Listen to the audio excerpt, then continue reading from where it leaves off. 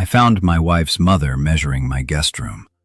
David will need to knock out this wall when we move in next month. We'll need more space. My wife had promised them my inherited beach house. They'd even hired a contractor until I showed her the deed with my namey. I found Linda measuring my guest room on a Tuesday afternoon in March. Not with her eyes, the way you might casually assess whether a new couch would fit. She had an actual tape measure, one of those professional contractor ones with the yellow casing and the metal clip. She was on her knees by the baseboards calling out numbers to someone I couldn't see yet, her voice carrying that particular tone of authority she reserved for remodeling projects and family dinners where she needed everyone to know she was in charge. 12 to 4 inches, she said. Write that down, Harold. We'll need to account for the closet when we expand into the hallway. Harold, my father-in-law, which meant he was here too, somewhere in my house, probably with a notebook, definitely with opinions. I stood in the doorway of what had been my grandmother's beach house for 43 years, watching my mother-in-law measure the room where my grandmother used to paint watercolors of the ocean. She could see from the window. The afternoon light came through those windows now, the same way it always had, golden and soft, carrying the salt smell that meant you were exactly 73 steps from the sand. I knew because Grant and I used to count them together when I was 8, when I was 12, when I was 17, and thought I was too old for such games, but did it anyway because it made her smile. Linda, I said. She didn't startle, didn't even look up, just wrote something in the small notepad she'd pulled from her purse. Also professional grade, I noticed, the kind architects use, and then finally glanced at me with the expression she used when I'd interrupted something important. David, good, you're home. We need to talk about the kitchen. It's far too small for the kind of entertaining we do during the holidays. Sarah mentioned you hardly cook anyway, so we're thinking we could take out that pantry wall. Maybe extend into what you're using as that little breakfast nook. Why are you measuring my house? The question came out calmer than I felt. That was something I'd learned in the last few years of marriage to Sarah. The calmer you sounded, the more ridiculous the other person's behavior seemed when reflected back at them. It was like holding up a mirror made of ice. Linda stood brushing invisible dust from her knees. Even though I'd had the floors cleaned 3 days ago, she was wearing white linen pants and a coral blouse that probably cost more than my monthly car payment. Her silver hair styled in that way that looked effortless but required weekly salon visits. She looked like she belonged in a beach house, just not mine. I'm not measuring your house, David. I'm measuring our future living space. There's a difference. Our future living space. The words hung in the air like gulls over the water, circling, waiting to dive. I'm sorry, I said, and I genuinely was. Sorry that I had to ask, sorry that this was happening, sorry that I could already feel the shape of something breaking that I hadn't known was fragile. I don't understand what you mean. Harold appeared then, emerging from what I'd always called the library, but what was really just a small room with built-in bookshelves and a reading chair positioned to catch the sunset. He was holding a clipboard. Of course he was holding a clipboard and wearing the khaki pants and blue button-down that seemed to be his uniform for what he called project days. David, he said with the booming enthusiasm he brought to everything except conversations about feelings or anything that made him uncomfortable. Glad you're here. We wanted to get your input on a few things before we finalized the plans with the contractor. What contractor? They looked at each other. It was the kind of look that passed between people who'd been married for 35 years and had developed an entire language of glances. This particular glance said, "You didn't tell him." "No, I thought you told him." "Well, someone needs to tell him." "Sarah didn't mention it," Linda said finally, her voice taking on that careful tone people use when they realize they've stepped into something messy. "Mention what?" "That we're moving in next month?" The ocean sound from the windows seemed to get louder. Or maybe everything else got quieter. It's hard to tell when the world shifts slightly on its axis, when the familiar becomes foreign, When the house your grandmother left you specifically, legally, explicitly, with language in the will that couldn't be misinterpreted, suddenly has other people's parents planning renovations. This is my house, I said.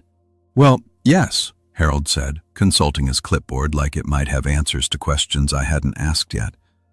Technically, it's in your name, but Sarah explained the situation. You inherited it, sure, but it's a marital asset now. And since you two are married, what's yours is hers, and she's agreed to let us stay here.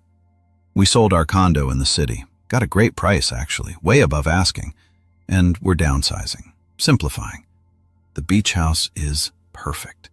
Not too big, but room enough for us and for you two when you visit on weekends. When we visit on weekends to my own house. I felt something cold settle in my chest. Something that felt like the ocean in December. Beautiful and vast and utterly indifferent to whether you survived it.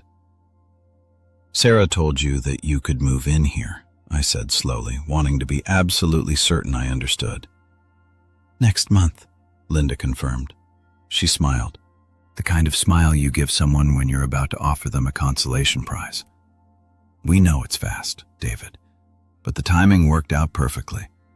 Our condo closes on April 15th, and we've already hired the contractor to start on the renovations here on the 20th. We'll need to knock out this wall.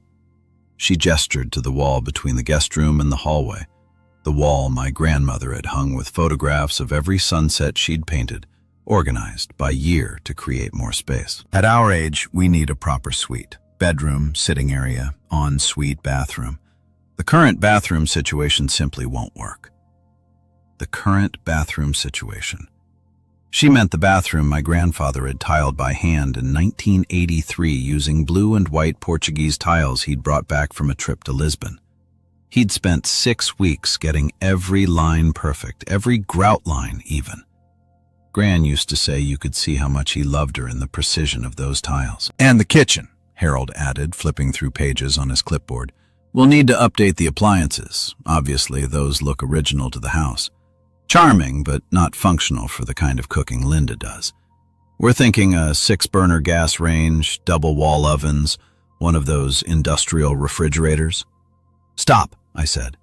They stopped, both of them, but they looked confused about it, like I'd asked them to stop breathing or to stop the tide.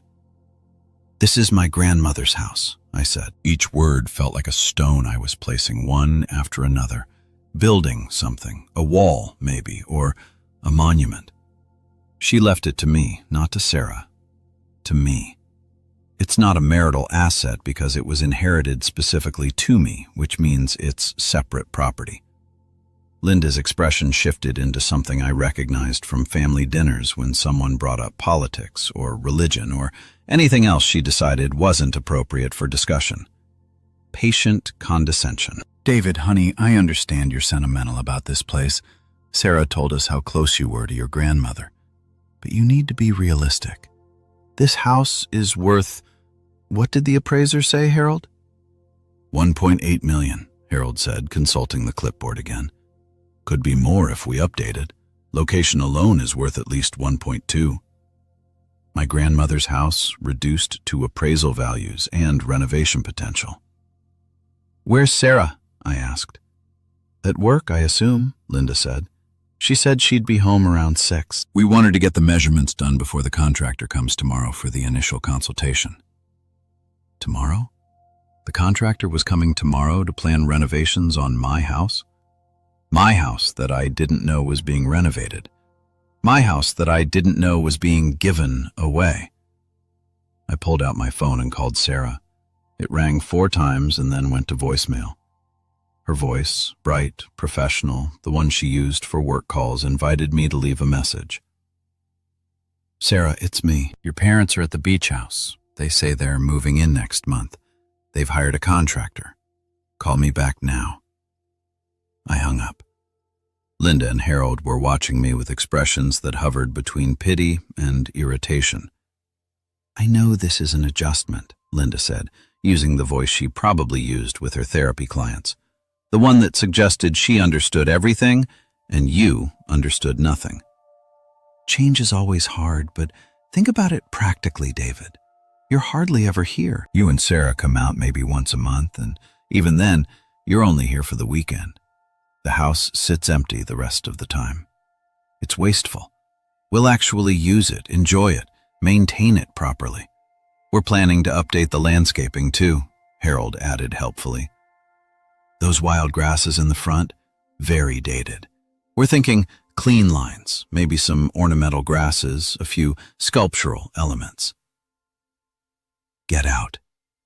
The words surprised me as much as they surprised them. They came from somewhere deeper than thought, somewhere that knew what was happening, even if my conscious mind was still catching up.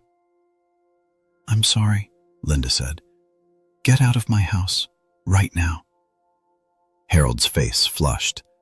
Now, David, there's no need to be rude. I'm not being rude. I'm telling you to leave. This is my house. You don't have permission to be here. You definitely don't have permission to hire contractors or plan renovations or measure rooms or talk about knocking down walls. Sarah gave us a key, Linda said, her voice sharp now, the therapist tone abandoned. She said we could come by any time to start planning. Sarah doesn't own this house. She can't give you permission to be here.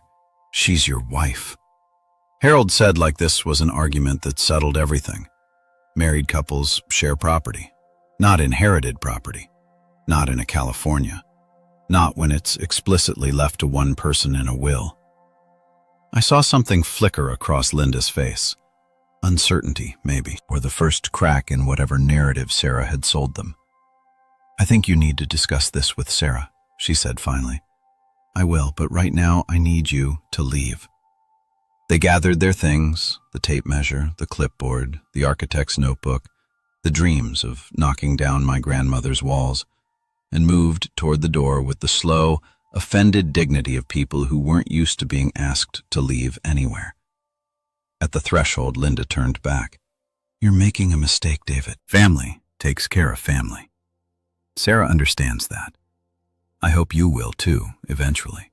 Then they were gone, and I was alone in the house that still smelled like the lavender sachets Gran used to make every spring, in the house where I'd learned to swim and to paint and to understand that some places hold you even after the people who made them home are gone. I walked through the rooms slowly, seeing them differently now.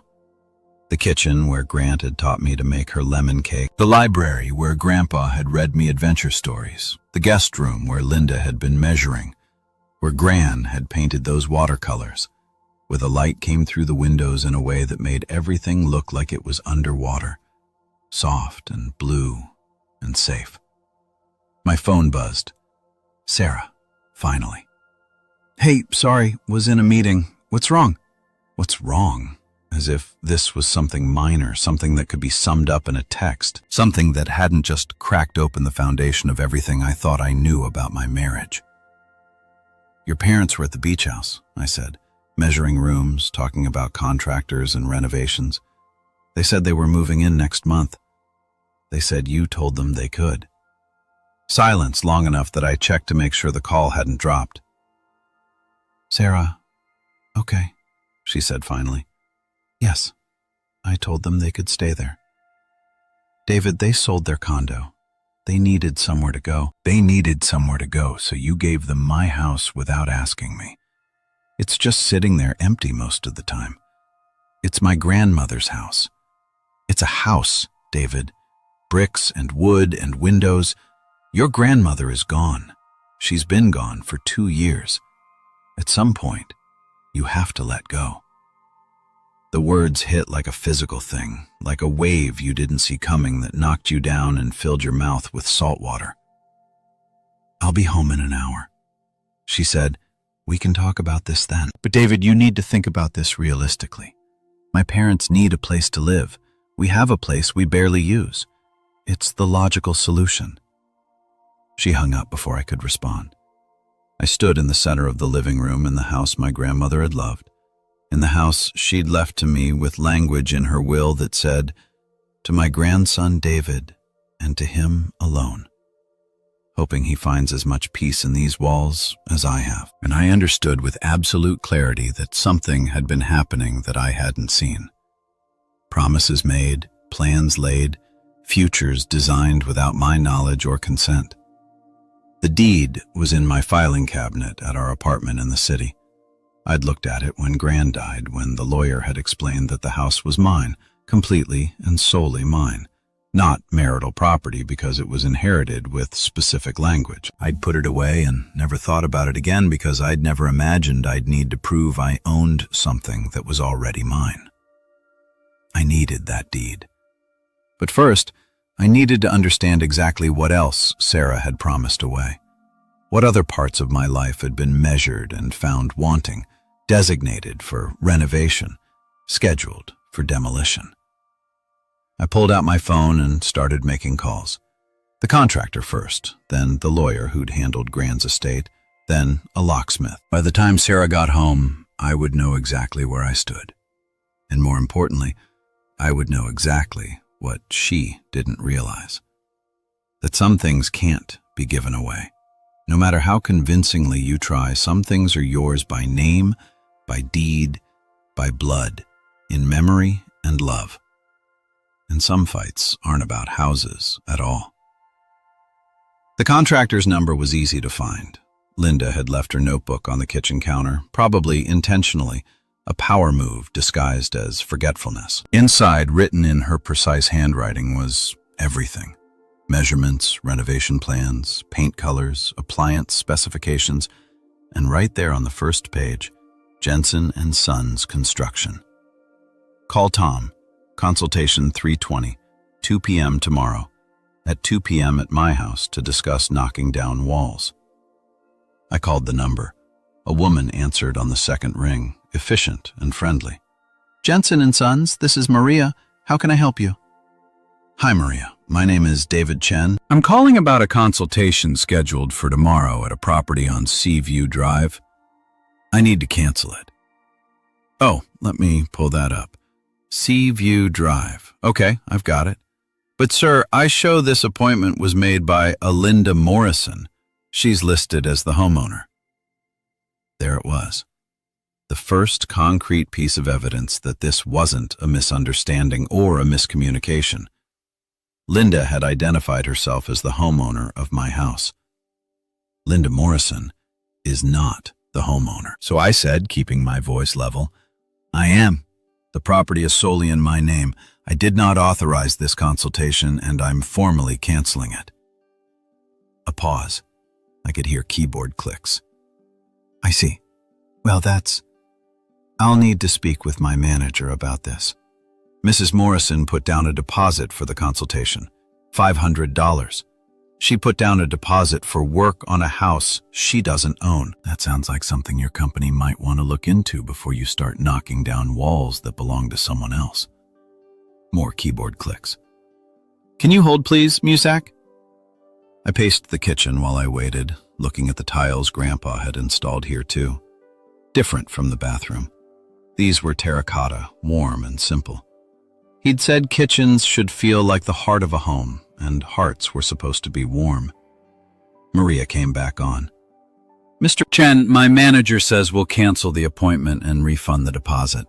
We'll need to verify ownership before we proceed with any work. I apologize for the confusion. Thank you, Maria. And sir, you might want to know Mrs. Morrison gave us quite a detailed scope of work. Sounded like major renovations, easily 6 figures worth. If someone's planning that kind of work on your property without your knowledge, I appreciate the heads up.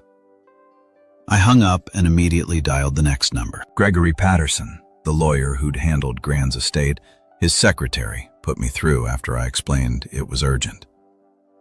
David, Gregory said, his voice carrying the kind of warmth that came from knowing someone's family for 40 years. He'd been Gran's lawyer and her friend. How are you holding up? I need to ask you about the beach house, about the deed, and what happens to inherited property in a marriage. His tone shifted professional now. What's happened? I told him all of it. Linda measuring rooms, Harold with his clipboard, Sarah promising her parents they could move in, the contractor, the renovations, the casual certainty that what was mine was somehow theirs to give away. Gregory was quiet for a long moment after I finished. David, the house is yours. Solely yours. Your grandmother's will was explicit about that, and I made sure the language was ironclad precisely because she wanted to ensure it went to you alone. In California, inherited property remains separate property, even after marriage, provided it's kept separate. You haven't put Sarah's name on the deed, have you? No, he haven't used marital funds for improvements or mortgage payments. There's no mortgage. And no, I've paid for everything from my own account, the one I had before we got married. Then it's not a marital asset. It's yours. Your wife has no legal right to promise it to anyone, and her parents certainly have no claim to it. The relief was physical, like I'd been holding my breath for an hour and could finally exhale. But Gregory continued, and his voice carried a warning. Now that's the legal reality. The personal reality sounds more complicated. David, has your wife done things like this before? Made major decisions without consulting you? I started to say no. The word was right there, ready. But then I thought about the new car Sarah had leased last year. The BMW she'd said we could afford because her parents were helping with the payments.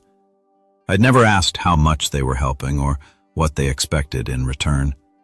I thought about the investment account she'd opened in both our names, the one her father managed, the one I'd signed paperwork for without reading carefully because Harold had explained it was just a formality for tax purposes. I thought about the country club membership, the vacation timeshare in Cabo, the financial advisor who only ever seemed to meet with Sarah.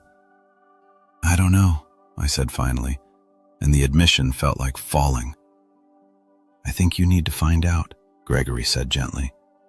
And David, change the locks on the beach house today, right now, before you do anything else. I already called a locksmith. Good. And send me copies of anything you find, any agreements Sarah might have signed on your behalf, any documents with your signature that you don't remember signing. I want to make sure there aren't any other surprises waiting. The locksmith arrived at 4:30. His name was Martinez, and he worked quickly replacing the front door lock, the back door, the side entrance that led from the garage. He gave me 3 sets of keys in a deadbolt that required a code. You want me to do the windows too? He asked. Well, he asked, if someone really wants to get in, windows are easy. Just the doors, for now. He nodded, packed up his tools. Hope everything's okay, man. So, usually when people call for emergency lock changes, it's because something's really not okay. Yeah, I said. Usually. After he left, I sat on the porch and watched the ocean. The sun was starting to set, painting everything gold and pink and orange. The colors Gran had tried to capture in her watercolors but always said were impossible to get exactly right. Some things are too beautiful to bottle, she used to say. You just have to be present for them. I was present now. Present for the sunset. Present for the sound of the waves. Present for the moment when my marriage cracked open and I could see all the way down to the foundation. My phone rang at 5:45. Sarah, where are you? At the beach house. Still, David, I told you I'd be home by 6. We need to talk about this. I know. I'll head back now. The drive from the beach house to our apartment in the city usually took 90 minutes, but I made it in 75, pushing the speed limit, my mind racing faster than the car. Sarah was waiting in the living room when I got there. She changed out of her work clothes into yoga pants and an oversized sweater, her dark hair pulled back in a ponytail. She looked young like this, younger than 32, and I felt the familiar tug of affection mixed now with something new and bitter. How well did I actually know this person I'd married 3 years ago? Okay, she said before I'd even closed the door. Let's talk about this rationally. Rationally, as if there was a rational explanation for giving away someone's house. I sat down across from her, keeping the coffee table between us like a moat. Start from the beginning, I said. When did you decide to give my house to your parents? I didn't give them your house, David. God, I know, so dramatic about this. I offered to let them stay there. There's a difference. Stay there for how long? She shifted, tucking one leg under her. I don't know. Indefinitely? I guess they sold their condo. Why did they sell their condo? Because it was too big for just the two of them, and the maintenance fees were ridiculous, and they wanted to simplify. When did they decide to sell it? I don't know, David. A few months ago. Why does it matter? Because I want to know if they decided to sell it because they thought they had somewhere else to live. If you promised them the beach house before they sold their place. Her face did something complicated. Guilt, anger, defiance, all fighting for space. They mentioned they were thinking about selling, she said finally. And I might have mentioned that the beach house was sitting empty and maybe they could stay there for a while. But it wasn't like I promised them anything definite. Linda identified herself as the homeowner to a contractor. She put down a deposit for renovations. That sounds pretty definite, Sarah. She did what? For a moment, Sarah looked genuinely surprised. Then the surprise shifted into something else. Annoyance. Okay, Mom is getting ahead of herself. I told her they could stay there, not that they could renovate it. I'll talk to her. Don't bother. I already canceled the contractor. You what? I canceled the consultation and I changed the locks.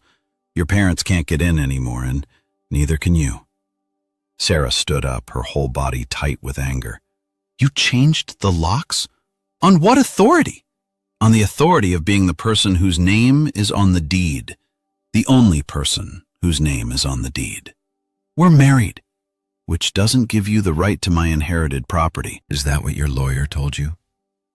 So she knew I'd called a lawyer. Interesting. Yes, Gregory Patterson, the same lawyer who handled my grandmother's estate. The same one who made sure the will specified that the house goes to me and me alone. Sarah's face flushed. Your grandmother left you that house because she knew you'd turn into this, someone who cares more about property than people. My parents need somewhere to live, David. They're in their 60s. They just sold their home. And you're what? Going to leave them homeless because of some technicality about whose name is on a piece of paper? They're not homeless. They sold their condo for way above asking. According to your father, they have money. They can rent. They can buy something smaller. They have options. What they don't have is a right to my house. God, listen to yourself. My house. My house. When did you become so selfish? The word hit wrong sparked something. When did you become so comfortable making major decisions without me? Did you ask me before you promised your parents my house? Did you ask me before you gave them a key?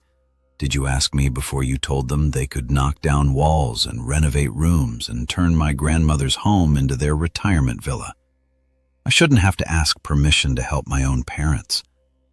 You should have to ask before you give away something that isn't yours. We were both standing now, facing each other across the living room, and I could feel 3 years of marriage pressing against this moment, testing it, finding all the weak points. This is what marriage is, David, Sarah said, her voice dropping into something cold and precise. It's compromise. It's putting family first. It's understanding that what's yours is ours, and what's ours is shared with the people we love. My parents have been good to you. They welcomed you into the family. They helped us with the down payment on this apartment. What? She stopped. Her eyes widened slightly. The down payment on this apartment? I said slowly. You told me we saved for that. You said it came from our joint savings. It did, mostly. They just helped a little. How much is a little? $30,000. $30,000. Nearly half the down payment. And you didn't think to tell me? I didn't want you to feel obligated to them. You're so weird about money, about accepting help. I knew you'd make it into a big thing. It is a big thing. They gave us $30,000 and now they expect to move into my beach house. Sarah, that's not a gift. That's an investment. They're calling in the debt. Oh my God, you're being paranoid. Am I? What else have they helped with that you didn't tell me about? What other decisions have you made that I don't know about? She looked away and I knew. There was more. There was so much more. Sarah, what else? The car lease, she said quietly. They co-signed because your credit score wasn't high enough for the terms I wanted. And they've been helping with the payments, but only because the lease is in my name anyway, so it made sense. What else? The timeshare. Christ, Sarah, it's an investment. It made financial sense. And Dad handles our investment account. You know that you signed the paperwork. What investment account? The one we opened last year.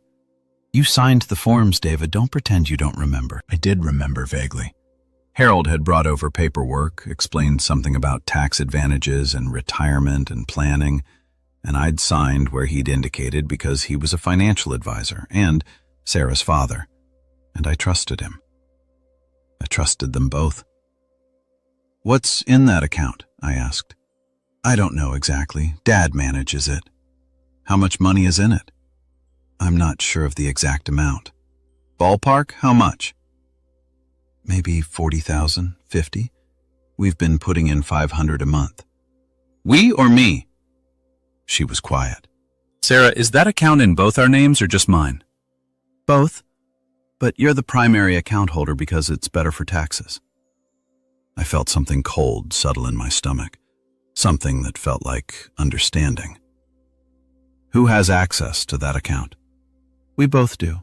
And Dad, obviously, since he manages it. Get me the statements, David. Get me the statements, Sarah, right now, or I call the financial firm directly and ask them myself. She pulled out her phone, tapped through screens with sharp, angry movements. Then she handed it to me. I scrolled through the digital statements. Deposits? Yes. Regular monthly deposits of $500, all from my personal checking account, the one I'd had before we got married. Withdrawals. Lots of withdrawals. 20,000 in February, 15,000 in December, 10,000 in October. What are these withdrawals? Investment opportunities. Dad found some good deals. Deals in what? I don't know the specifics. That's why we have him managing it. He's a professional. David, these aren't investments. These are cash withdrawals. Where did this money go? I don't know. Ask my dad. I'm asking you. We stared at each other and I watched my wife, the woman I'd married in a ceremony on the beach where Gran's house sat. The woman who'd promised to love and honor me. The woman who'd cried at our wedding when she read vows about partnership and honesty. I watched her face cycle through emotions too fast to name. Some of it went to their condo fees before they sold, she said finally. They were having trouble keeping up with the maintenance costs, and some of it was for Mom's medical bills from last year, the ones insurance didn't cover. And some of it, look, they've helped us so much, David. The down payment, the car, the country club membership, so you could network for your job. I never asked for a country club membership. No, you never asked for anything. You just coast along, not caring about advancement or success or building a life. I care about building an honest life. Honest. You want to talk about honest? You've been hoarding that beach house like some kind of shrine to your dead grandmother instead of seeing it for what it is. A valuable asset that could benefit our whole family. It's not your family's asset. It's mine. There it is again. Mine, mine, mine. Do you hear yourself? This is marriage, David. There is no mine. There's only ours. Except when you take my money without asking. When you promise my house to your parents without consulting me. When you make decisions about my property, my assets, my life, then suddenly it's okay for you to treat things like they're yours alone? Funny how that works. Sarah grabbed her purse from the counter. I'm going to my parents' place. We can talk about this when you've calmed down and can be rational. I am being rational. I'm probably being rational for the first time in 3 years. She paused at the door, her hand on the knob. You're making a mistake, David. You're choosing a house over your family. No, I said quietly. I'm choosing to protect what's mine from people who think they have a right to it. There's a difference." She left. The door closed with a soft click that was somehow worse than if she'd slammed it. I stood in the silent apartment and pulled out my phone, called Gregory Patterson's after-hours number. "I need to see all the paperwork," I told his voicemail. "Every document with my signature from the last 3 years. I need to know exactly what I've signed and what I've agreed to. I think there might be more." Then I called my bank, requested statements for every account in my name, every withdrawal, every transfer, every transaction for the last 3 years.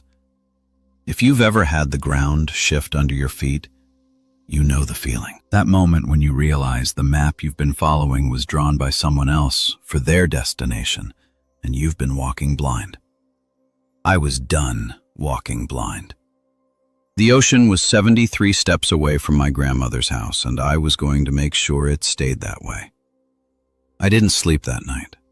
Instead, I sat at the kitchen table with my laptop, a notepad, and 3 years of bank statements that I'd requested be emailed as PDFs. The apartment was quiet except for the hum of the refrigerator and the occasional car passing on the street below. Sarah didn't come home, didn't call, didn't text. The silence was its own kind of answer. The first statement I pulled up was from my personal checking account, the one I'd had since college, the one that held my salary deposits, the one I'd kept separate from our joint account because some part of me even then had wanted something that was just mine. Smart, as it turned out, or maybe just instinctively self-protective. I started with the most recent year and worked backward. $500 on the first of every month transferred to an account at Morrison Financial Group. That much I'd known about, or thought I had. Sarah had said it was for retirement planning, and I trusted her. Why wouldn't I? She was my wife. Her father was a professional. I'd signed the paperwork, but there were other transfers too, ones I didn't recognize. $1,500 to MFG Services in March, $2,500 in January, $3,000 in November, each one labeled differently. Consulting fee, portfolio management, administrative cassette, but all going to the same place. Morrison Financial Group, Sarah's father's company. I added them up over the past year alone. $43,000. $43,000 I transferred to my father-in-law's company on top of the monthly $500 investment contributions. I felt sick. I opened the next year back. More of the same. Different amounts, same pattern, another $38,000. The year before that, the first year of our marriage, $22,130,000 in 3 years. I pushed back from the table and walked to the window. The city lights spread out below me, thousands of windows in hundreds of buildings. And I wondered how many of them held people who were just now realizing their lives weren't what they thought. How many marriages were built on agreements one person never knew they'd made? My phone buzzed. A text from Sarah. "Staying at my parents' tonight. We all need space to cool down." We all. Not, I need space or you need to cool down. We all, like this was a collective decision that included her parents, like they had a vote in our marriage. I typed back, "I need information about the Morrison Financial Group account. I need to know where every dollar went." 3 dots appeared, disappeared, appeared again. Then it went into investments. "Like Dad said, you're being paranoid. Then you won't mind if I request a full accounting from the firm." The dots appeared and stayed there for a long time. "Then do what you need to do. But you're going to feel really stupid when you see it's all legitimate."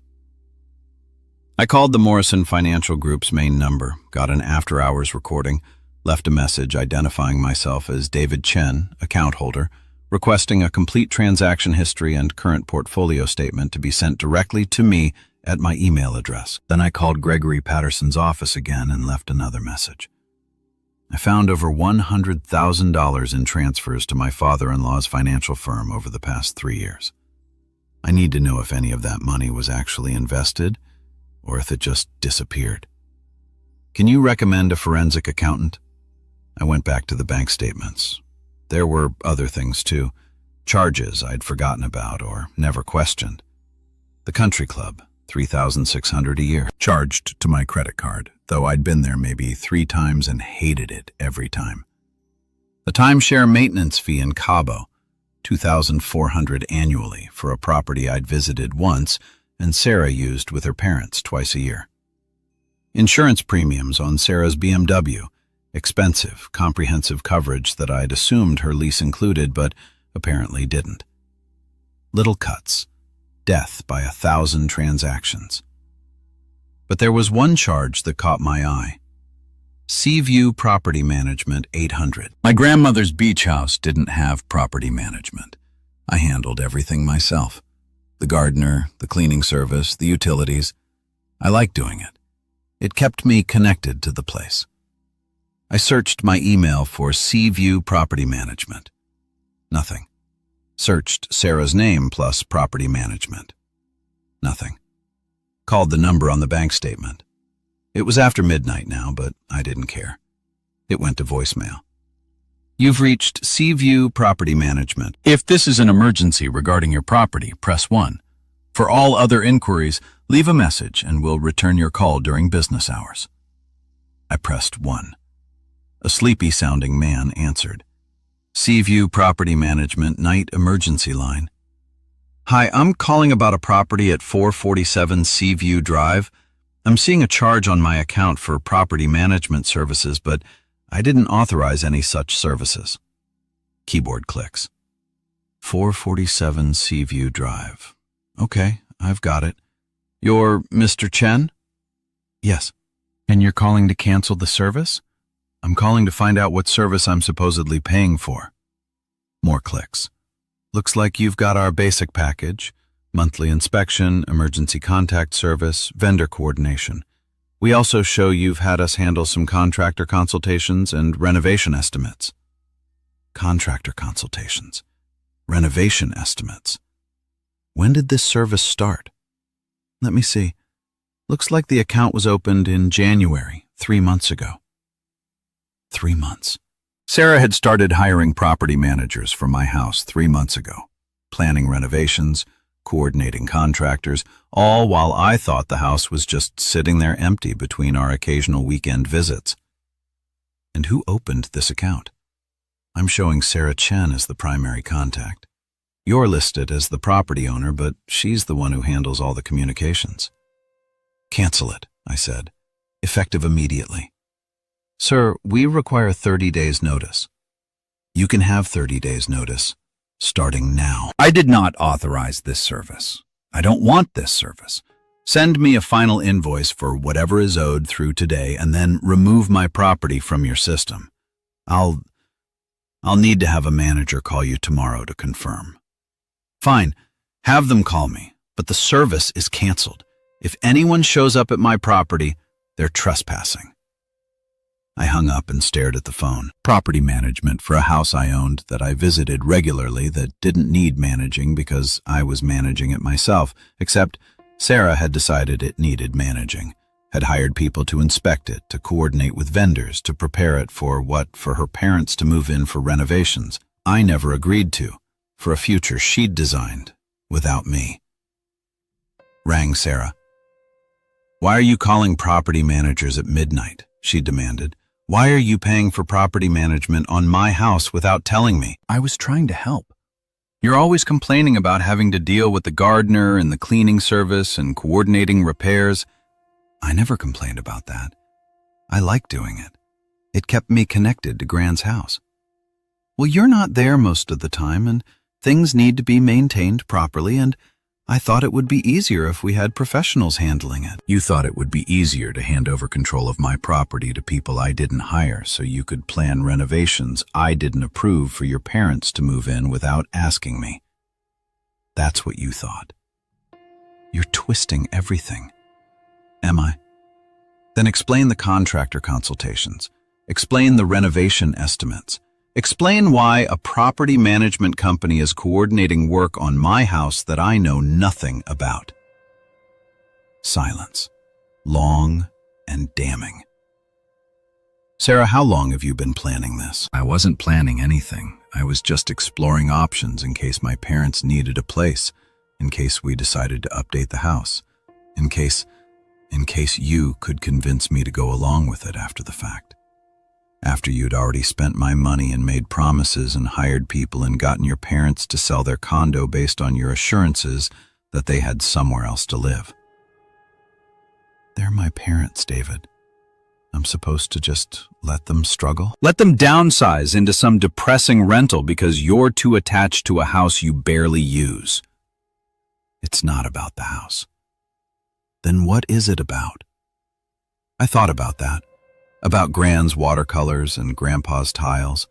About 73 steps to the ocean and lavender sachets and Sunday mornings learning to make lemon cake. About a will that said to my grandson David and to him alone, because my grandmother had known something, had wanted to protect something, had understood that some inheritances were about more than property value. It's about you making decisions. For me, I said finally, it's about you taking my money, my property, my trust, and using it for your purposes without asking. It's about you treating our marriage like it gives you ownership of me. That's not fair, isn't it? $13,000. Sarah, that's how much money I've transferred to your father's company in 3 years. Can you tell me where it went? Can you tell me what it was invested in? Can you show me the returns? I told you Dad handles the investments. I don't want Dad to handle my investments anymore. I want every penny accounted for. I want statements, proof, documentation. And if he can't provide that, I want the money back. You're being ridiculous. You signed the paperwork. You agreed to let him manage it. I agreed because I trusted you. Because you told me it was for our retirement. Because I thought we were building something together. I didn't realize I was just funding your parents' lifestyle. How dare you? How dare I? How dare you, Sarah? How dare you lie to me for 3 years? How dare you take my grandmother's house and try to give it away? How dare you treat me like I'm too stupid or too trusting to notice what you were doing? I could hear her breathing on the other end of the line, sharp and angry and something else. Scared, maybe. My lawyer is requesting all the documents, I said. Every form I signed, every agreement I made, every transaction from your father's firm. If the money was actually invested like you say, there should be records, portfolio statements, transaction histories, proof. You're really going to do this? You're going to lawyer up against your own wife? You already did this, Sarah. You just did it quietly with contracts and property managers and promises to your parents. I'm just catching up. She hung up. I sat in the dark apartment and thought about the first time I brought Sarah to Gran's beach house. It was 6 months into our relationship and I'd been nervous about it. Nervous about sharing that space. Nervous about what she'd think. Nervous about letting her into that part of my life. She'd loved it. Or I'd thought she had. She'd walked through the room slowly, touching things gently, asking about the photographs on the walls and the books on the shelves. She'd stood in the guest room where Gran used to paint and said, "You can feel the love in this place. You can feel how much she cherished it." I'd fallen a little more in love with her in that moment because she'd understood, or I thought she had. Now I wondered if she'd been assessing, appraising, seeing not a home but an asset, not a legacy but an opportunity. The sun came up around 6. I made coffee and called in sick to work. Then I called Gregory Patterson's office the moment it opened. His secretary put me through immediately. "David, I got your messages, all of them. How bad is it?" I told him. The property management company, the 100,000 in transfers, the investment account I couldn't account for.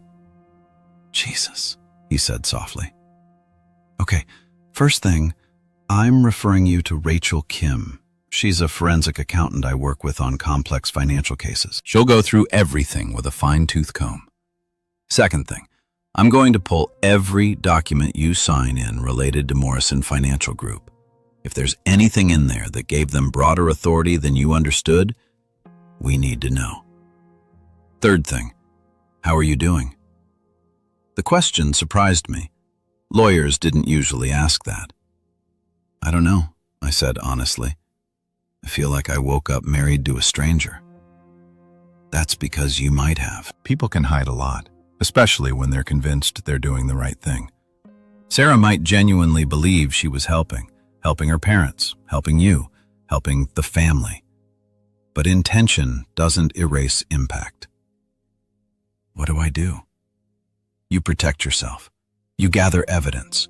You find out exactly where you stand legally, financially, and marital. And then you decide what you're willing to live with and what you're not. I don't think I can live with this. Then you probably have your answer. After I hung up, I pulled up Sarah's social media. Her Instagram was mostly work photos. Sarah at conference tables. Sarah giving presentations. Sarah at office happy hours. Professional and polished. But there were other photos too. Ones I'd scrolled past before without really looking. Sarah and her parents at the country club, posted 2 weeks ago. Caption, family lunch at our favorite spot. Sarah and Linda shopping, posted a month ago. Caption, Mom found the perfect paint colors for the beach renovation. Can't wait to see it come together. Beach renovation, posted publicly, a month ago. I scrolled back further. 3 months ago, a photo of the beach house at sunset taken from the deck. Caption, so grateful for family and new beginnings. Big changes coming. 4 months ago, Sarah and her parents holding champagne glasses. Caption, celebrating Mom and Dad's new chapter, downsizing and moving on to better things. She'd been posting about it publicly while telling me nothing. I screenshotted every photo, every caption, every mention, sent them all to Gregory Patterson with a subject line, more evidence. Then I drove to the beach house. The new locks gleamed in the morning sun. I let myself in with the new key and stood in the entryway, breathing in the familiar smell of salt and lavender. Everything looked the same, but I saw it differently now. I saw it the way Linda must have seen it, as square footage, as renovation potential, as theirs. I walked through each room slowly, taking photos, the watercolors on the walls, the Portuguese tiles in the bathroom, the terracotta in the kitchen, the built-in bookshelves, every detail that made this place what it was, what Grant had wanted it to be. Then I went to the small desk in the library and pulled out the folder I kept there. Property taxes, insurance documents, maintenance records, and underneath all of that, the deed. I pulled it out and read it again carefully this time. The property located at 447 Sea View Drive is hereby granted to David Michael Chen and to him alone, in perpetuity, as per the last will and testament of Margaret Chen. This property is designated as separate property, not subject to community property claims, to be held by the grantee in sole ownership. Sole ownership. My phone rang. Unknown number. Mr. Chen, this is Tom Jensen from Jensen & Sons Construction. I got a call from my office about the cancellation and I just wanted to follow up. I've got Mrs. Morrison on the other line saying there's been a misunderstanding and the consultation should proceed as planned. Can you clarify? There's no misunderstanding, Tom. I own the property at 447 Seaview Drive. Mrs. Morrison does not. She had no authority to hire you, and I don't want any work done. The consultation is canceled. She says she has a signed agreement from you authorizing the renovations. My blood went cold. She has what? A signed agreement. She just sent me a copy. Looks like you gave her permission to act as your agent for all decisions regarding the property. Send me that document right now. Send it to this email address. I gave him my email and hung up. Refreshed my inbox obsessively until the message appeared. The attachment was a PDF, a single-page letterhead that read, Property Authorization Agreement, and at the bottom my signature, or something that looked like my signature. I stared at it, trying to remember, trying to place when I might have signed something like this, but I couldn't. The date on the document said January 15th, 3 months ago. I didn't remember signing anything in January. Didn't remember Sarah asking me to sign anything. But there it was, my name in what looked like my handwriting. I forwarded it to Gregory Patterson with a single line. Did I sign this? He called me back in under 5 minutes. That's not your signature, he said immediately. How do you know? Because I have your signature on file from the estate documents. I'm looking at them right now. The letter formation is different. The slant is different. This is a forgery. David, your wife forged your signature. The room tilted slightly. Are you sure? I bet my law license on it, but we'll have it verified by a handwriting expert to be certain. David, this is fraud. Document fraud. Potentially criminal fraud. I sat down heavily in Gran's reading chair. What do I do? You document everything.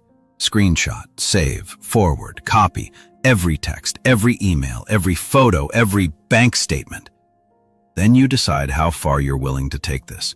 Because if you want to pursue this legally, we're talking about criminal charges against your wife. I don't want to put her in jail. I just want my life back. Then we focus on the civil side, recovering the money, voiding any contract signed in your name, protecting the beach house. But David, you need to prepare for the possibility that this marriage is over. I think it's been over, I said quietly. I just didn't know it. After we hung up, I sat in the chair and watched the ocean through the window. 73 steps away. Constant and true. Gran used to say the ocean was the only thing that never lied. It told you exactly what it was. Dangerous and beautiful and indifferent to your plans. People lied. When the people planned renovations on houses that weren't theirs and forged signatures and took money and made promises and posted about it on Instagram while smiling at you over breakfast. But the ocean just was. I pulled out my phone and took a video, panned across the room, slowly capturing everything. The watercolors, the built-in shelves, the view of the water, Gran's reading chair, the desk where she used to write letters. Then I spoke to the camera. This is my grandmother's house. She left it to me, only me. And no one, not my wife, not her parents, not anyone has the right to take it from me.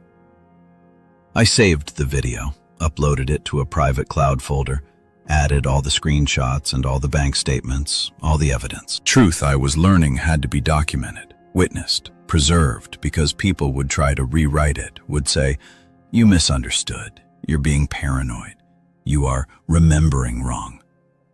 But evidence didn't lie, and I was done being the person who trusted blindly while others planned carefully. The knock on the beach house door came at 11 a.m. I'd been expecting it.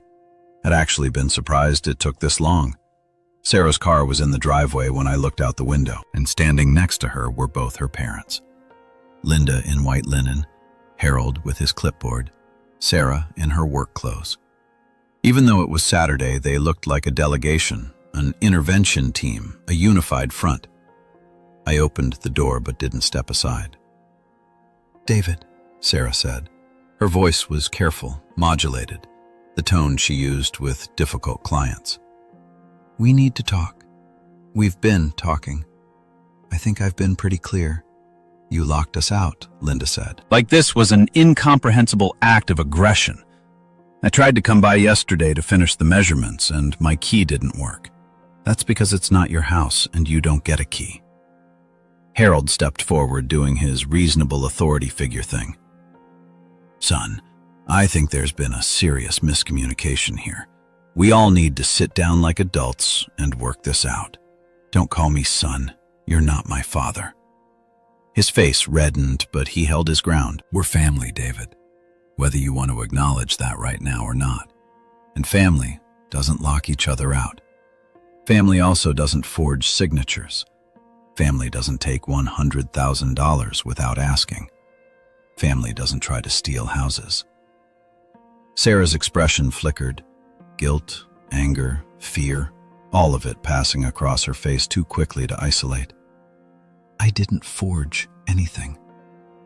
I pulled out my phone and showed them the property authorization agreement. This signature? Did you sign my name to this document? You said I could handle things related to the house. You said you trusted me. That's not an answer. Did you sign my name to this document? You never read anything I gave you to sign. You always just sign in to where I pointed and trusted me to handle the details. So I thought, you thought you'd just skip the step where I actually sign and do it yourself? That's fraud, Sarah. That's a crime. I was trying to help. Stop saying that. The words came out louder than I intended, echoing off the porch. Stop saying you were trying to help when what you were doing was taking control of my life without my permission. Help requires consent. What you did was theft. Linda drew herself up, her therapist's voice coming out in full force. David, I understand you're upset. That's valid. But I think what's happening here is you're feeling threatened by change, by the idea of sharing this space, and you're lashing out. Don't therapize me, Linda. This isn't about my feelings about change. This is about your daughter committing fraud and you benefiting from it. We haven't benefited from anything. We sold our condo in good faith, based on promises Sarah had no right to make. She's our daughter. She was trying to help us with my house, with my money, none of which belongs to her. We were all shouting now, standing on the porch of my grandmother's beach house, and I could see the neighbor across the street watching through her window. Mrs. Patterson. She'd known Gran for 30 years. She'd probably never heard voices raised at this house before. Sarah was crying now, or trying to. The tears looked real enough, but something about the way she deployed them felt calculated. I can't believe you're doing this. I can't believe you're choosing a house over your marriage. I'm not choosing a house over our marriage. I'm choosing honesty over fraud. There's a difference.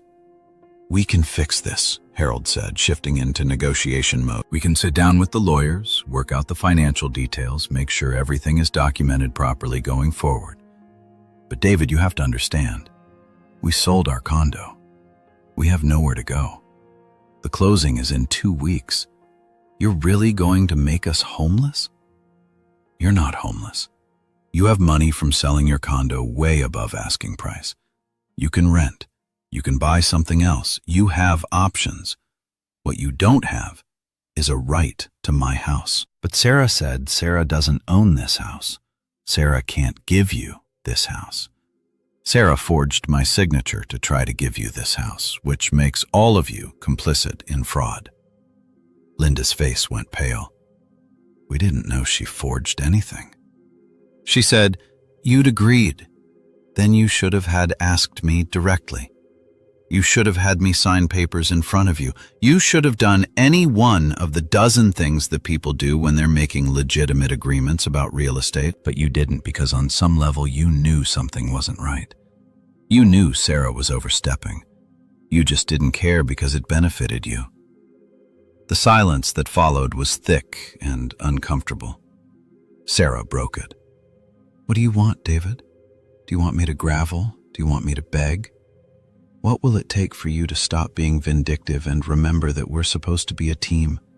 A team requires 2 people working together toward the same goal. You've been working toward your own goal and just assuming I'd go along with it. That's not a team. That's a dictatorship. So dramatic.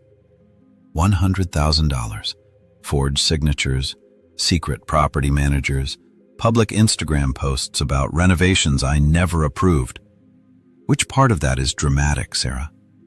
She looked away. I want the truth, I said quietly. I want to know where every penny went. I want to know what else you've signed in my name.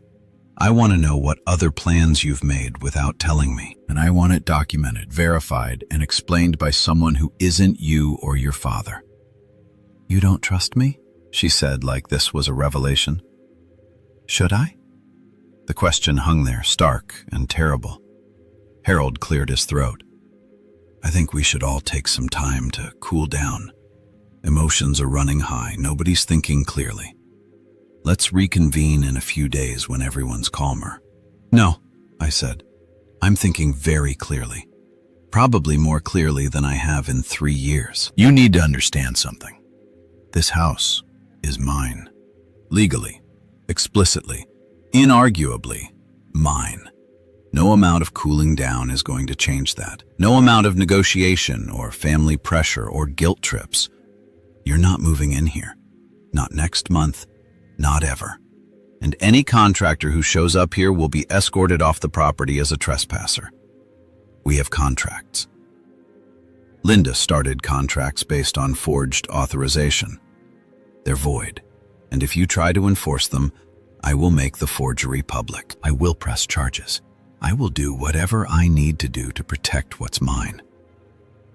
Sarah's tears had stopped. Her face was hard now, all the calculated softness gone. You're really going to do this? You're really going to destroy our marriage? Alienate my family all for a house? You destroyed our marriage the moment you decided my trust was something you could exploit. I'm just acknowledging what's already happened. I want a divorce. The words should have hurt more. Maybe they would later, but right now they just felt like honesty finally breaking through. Okay, I said. She blinked. Clearly, she'd expected me to fight, to backtrack, to panic. Okay, that's all you have to say? What else is there? You want a divorce? I want my house, my money, and my life back. Sounds like we're finally agreeing on something. Linda stepped forward, her hand out like she was approaching a skittish animal. David, please don't make any hasty decisions. Marriage is work. It requires forgiveness. Compromise. I've been compromising for 3 years without knowing it. I'm done. Think about what you're throwing away. I am thinking about it. I'm thinking about 3 years of lies and manipulations and secret plans. I'm thinking about what else I might discover if I keep digging. I'm thinking about the fact that the woman I married isn't who I thought she was, and maybe she never was. Sarah's face crumpled then. Real emotion this time, I thought. Or at least real enough. I love you, David. I know I messed up, but I love you. Doesn't that count for anything? Love without honesty isn't love. It's just convenient affection. And Sarah, you don't love me. You love what I can give you. There's a difference. I step back into the house. You need to leave now, all of you. This property is mine. You're not welcome here. We'll fight you, Harold said, his reasonable voice gone, replaced with something uglier. We'll contest the will, contest the separate property claim, tie this up in court for years. Try it. Gregory Patterson is my grandmother's lawyer and mine. He made sure the will was ironclad.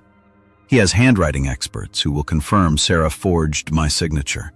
He has forensic accountants who will trace every dollar you took. You want to fight this in court? Be my guest. I have evidence. I have documents. I have screenshots of your daughter's Instagram posts about renovations on my house. I have truth on my side. What do you have? The silence answered for them. That's what I thought. Now get off my property before I call the police and report you for trespassing. They left. Sarah threw her house key on the porch, the old key that didn't work anymore anyway, a gesture without substance. And they got into their respective cars and drove away. I watched them go, then picked up the useless key and threw it in the trash. Inside, the house was quiet. Just me and the ocean sound and the ghost of my grandmother who'd somehow known to protect this place even after she was gone. I called Gregory Patterson. They just left. Sarah wants a divorce. Her father threatened to contest the will. I need to know every possible way they might try to come at this legally, and I need to be ready for all of it. Okay, Gregory said calmly. Let's start with the will. It's solid. Your grandmother used specific language. I witnessed it myself, and she was of completely sound mind. Any contest would be frivolous, but they might try anyway just to be difficult. We'll be ready. What about the money? The $100,000? Rachel Kim is already on it. She'll have a preliminary report by Monday. But David, you need to prepare yourself. Some of that money might be gone, spent, moved, hidden. We'll recover what we can, but it might not be everything. I don't care about the money as much as I care about knowing the truth. Good, because the truth is going to be the thing that sets you free here. The truth and documentation, which brings me to my next question. Are you prepared for this to get ugly? Because it sounds like it's about to. I looked around the living room at Gran's watercolors, at the reading chair, at the view of the ocean that had been constant and true for 43 years. Yeah, I said, I'm prepared. After I hung up, I did something I hadn't done in 2 years. I pulled out the boat of Gran's letters, the ones she'd written to Grandpa during the year he was deployed overseas before they were married, when they were just two people who loved each other and trusted that love enough to wait. I read one at random. My dearest John, I miss you terribly. But I find comfort in knowing that what we have is real, not perfect, but real, built on honesty and respect, and the kind of love that doesn't require you to be anyone other than who you are. That's the kind of love I want for my whole life. The kind that sees you clearly and chooses you anyway. Come home safe. I'll be waiting. All my love, Margaret. I folded the letter carefully and put it back in the box. Grant had found that kind of love, had built a life on it, had protected it fiercely enough to make sure that even after she was gone, the home she'd built with Grandpa would go to someone who understood its value. I hadn't found that kind of love with Sarah. Maybe I never would, but at least now I knew what it wasn't. It wasn't secret plans and forged signatures and Instagram posts about renovations. It wasn't taking without asking and lying without shame. It wasn't exploitation dressed up as help. Real love saw you clearly and chose you anyway. Sarah had seen me clearly and chosen to use me. There was a difference, and now finally, I could see it too. Rachel Kim called on Monday morning at precisely 9 a.m. I was sitting at my desk at work. I'd gone in because staying home meant thinking, and thinking meant spiraling. And I needed to function when her name appeared on my phone screen. Mr. Chen, Rachel Kim, Forensic Accounting. Gregory Patterson asked me to take a look at your financials. Do you have a few minutes to talk? I stepped out of my office and into the stairwell where no one would overhear. Yes. What did you find? Quite a bit, actually. And none of it good. Can you come by my office today? This is the kind of conversation that's better in person. My stomach dropped. How bad? Bad enough that you're going to want to sit down when I show you? I left work early, claiming a family emergency, which wasn't even a lie, and drove to Rachel's office in downtown. She was younger than I expected, maybe 40, with sharp eyes and an office that was meticulously organized. Every file labeled, every surface clear, except for a single folder that I assumed was mine. She gestured to a chair across from her desk. Coffee? Water? This is going to take a while. Water's fine. She poured from a pitcher, handed me a glass, then sat down and opened the folder. Okay, let's start with the good news. You're not crazy. Your instincts were correct. Someone has been systematically draining your accounts for approximately 3 years now. The bad news? It's worse than you thought. She spread out printed bank statements highlighted in multiple colors. Yellow for standard transfers, pink for unusual charges, green for what she called red flag transactions. There was a lot of pink and green. The Morrison Financial Group account is where most of the damage happened. You've transferred $103,800 to your Sorrows over 3 years, which you already knew. What you didn't know is that only about 30% of that was actually invested. 30%. Roughly $32,000 is sitting in what appears to be a legitimate mutual fund. The rest, she pulled out another sheet, the rest was withdrawn in cash, transferred to personal accounts, or used to pay for what I can only describe as lifestyle expenses. She walked me through it, line by line. $15,000 to pay off Linda's credit card debt. $20,000 for a business investment that turned out to be Harold buying into a friend's yacht club membership. $8,000 for what was labeled consulting fees, but was actually payments to a contractor for renovations on Linda and Harold's condo. The condo they just sold for above asking. They used my money to fix up their condo so they could sell it for more. Appears that way. And there's more. See these monthly transfers? $500 you thought was going into retirement investments? Only about half of that was actually being invested. The other half was going into what's labeled as administrative fees. Administrative fees for what? For nothing. It's just a way to skim money. Harold Morrison's firm charges a lot of fees that don't actually correspond to services. It's not technically illegal if you agreed to it in the contract, but it's definitely unethical. And given that your signature on the contract appears to be forged, it crosses into fraud territory. I felt sick. How much total? Including the investment account? You know, the property management fees and several other charges I found that were authorized by someone using your information. You're looking at about $140,000 over 3 years. $140,000. I thought about what I could have done with that money. Saved it, invested it legitimately, traveled, donated it, literally anything other than funding my in-laws' lifestyle while they planned to steal my house. Can I get it back? Rachel's expression was kind but realistic. Some of it. The money that's still in the investment account, yes. The money that was transferred to personal accounts, possibly, if we can prove fraud and get a court order. The money that was spent on things like credit card payments and yacht clubs, that's going to be harder. You'd need to pursue civil litigation, and even then, you might not recover it all. I don't care about recovering all of it. I care about making sure everyone knows what they did. Then you're in luck, because I document everything. Every transaction, every transfer, every suspicious charge. I create reports that stand up in court. And Mr. Chen, this report is going to be damning. She showed me more. The property management company that Sarah had hired was owned by one of Harold's former business partners.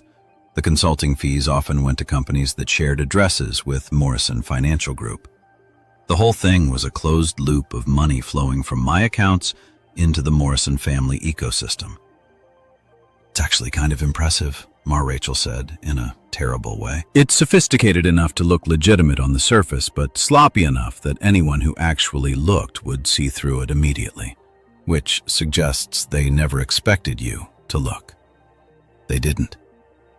I trusted them. That's what they counted on. Trust is the most valuable asset in financial fraud. Once you have someone's trust, you can get away with almost anything. She printed out a summary report, 37 pages of documented theft, highlighted and annotated and impossible to deny. This goes to Gregory Patterson, when I asked. Already sent him a copy, but this one is yours. Keep it somewhere safe.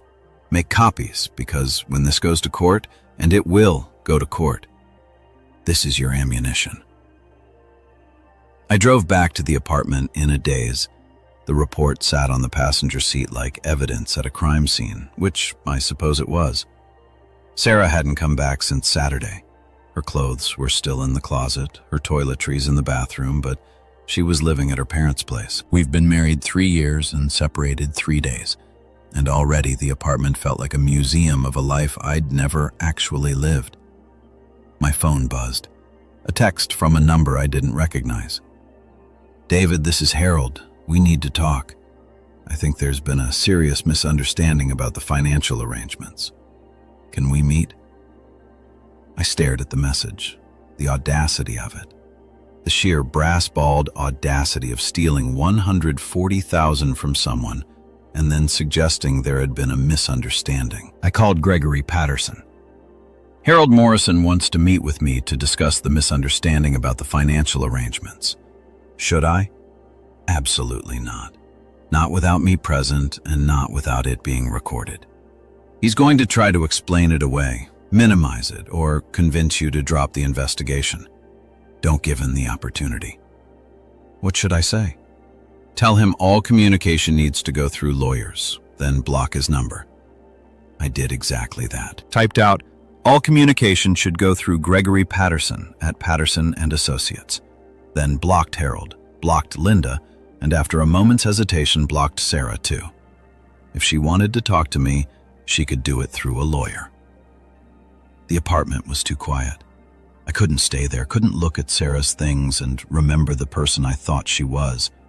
So I packed a bag and drove to the beach house. The drive took 90 minutes, and with every mile I felt something loosen in my chest. By the time I pulled into the driveway and saw the ocean beyond the house, I could breathe again. Inside, everything was exactly as I'd left it. The watercolors on the walls, the Portuguese tiles, the reading chair positioned to catch the sunset. I dropped my bag in the bedroom, Gran's old room, the one with windows on 2 walls and a view of the water that made you feel like you were sleeping on a boat. Then I walked down to the beach, 73 steps, just like always. The sand was cool under my feet, the air sharp with salt. The sun was setting, painting everything in shades of gold and pink that Grant had spent 40 years trying to capture and never quite managed. I stood at the water's edge and let the waves wash over my feet. If you've ever had your life fall apart, you know this feeling, this strange combination of grief and relief.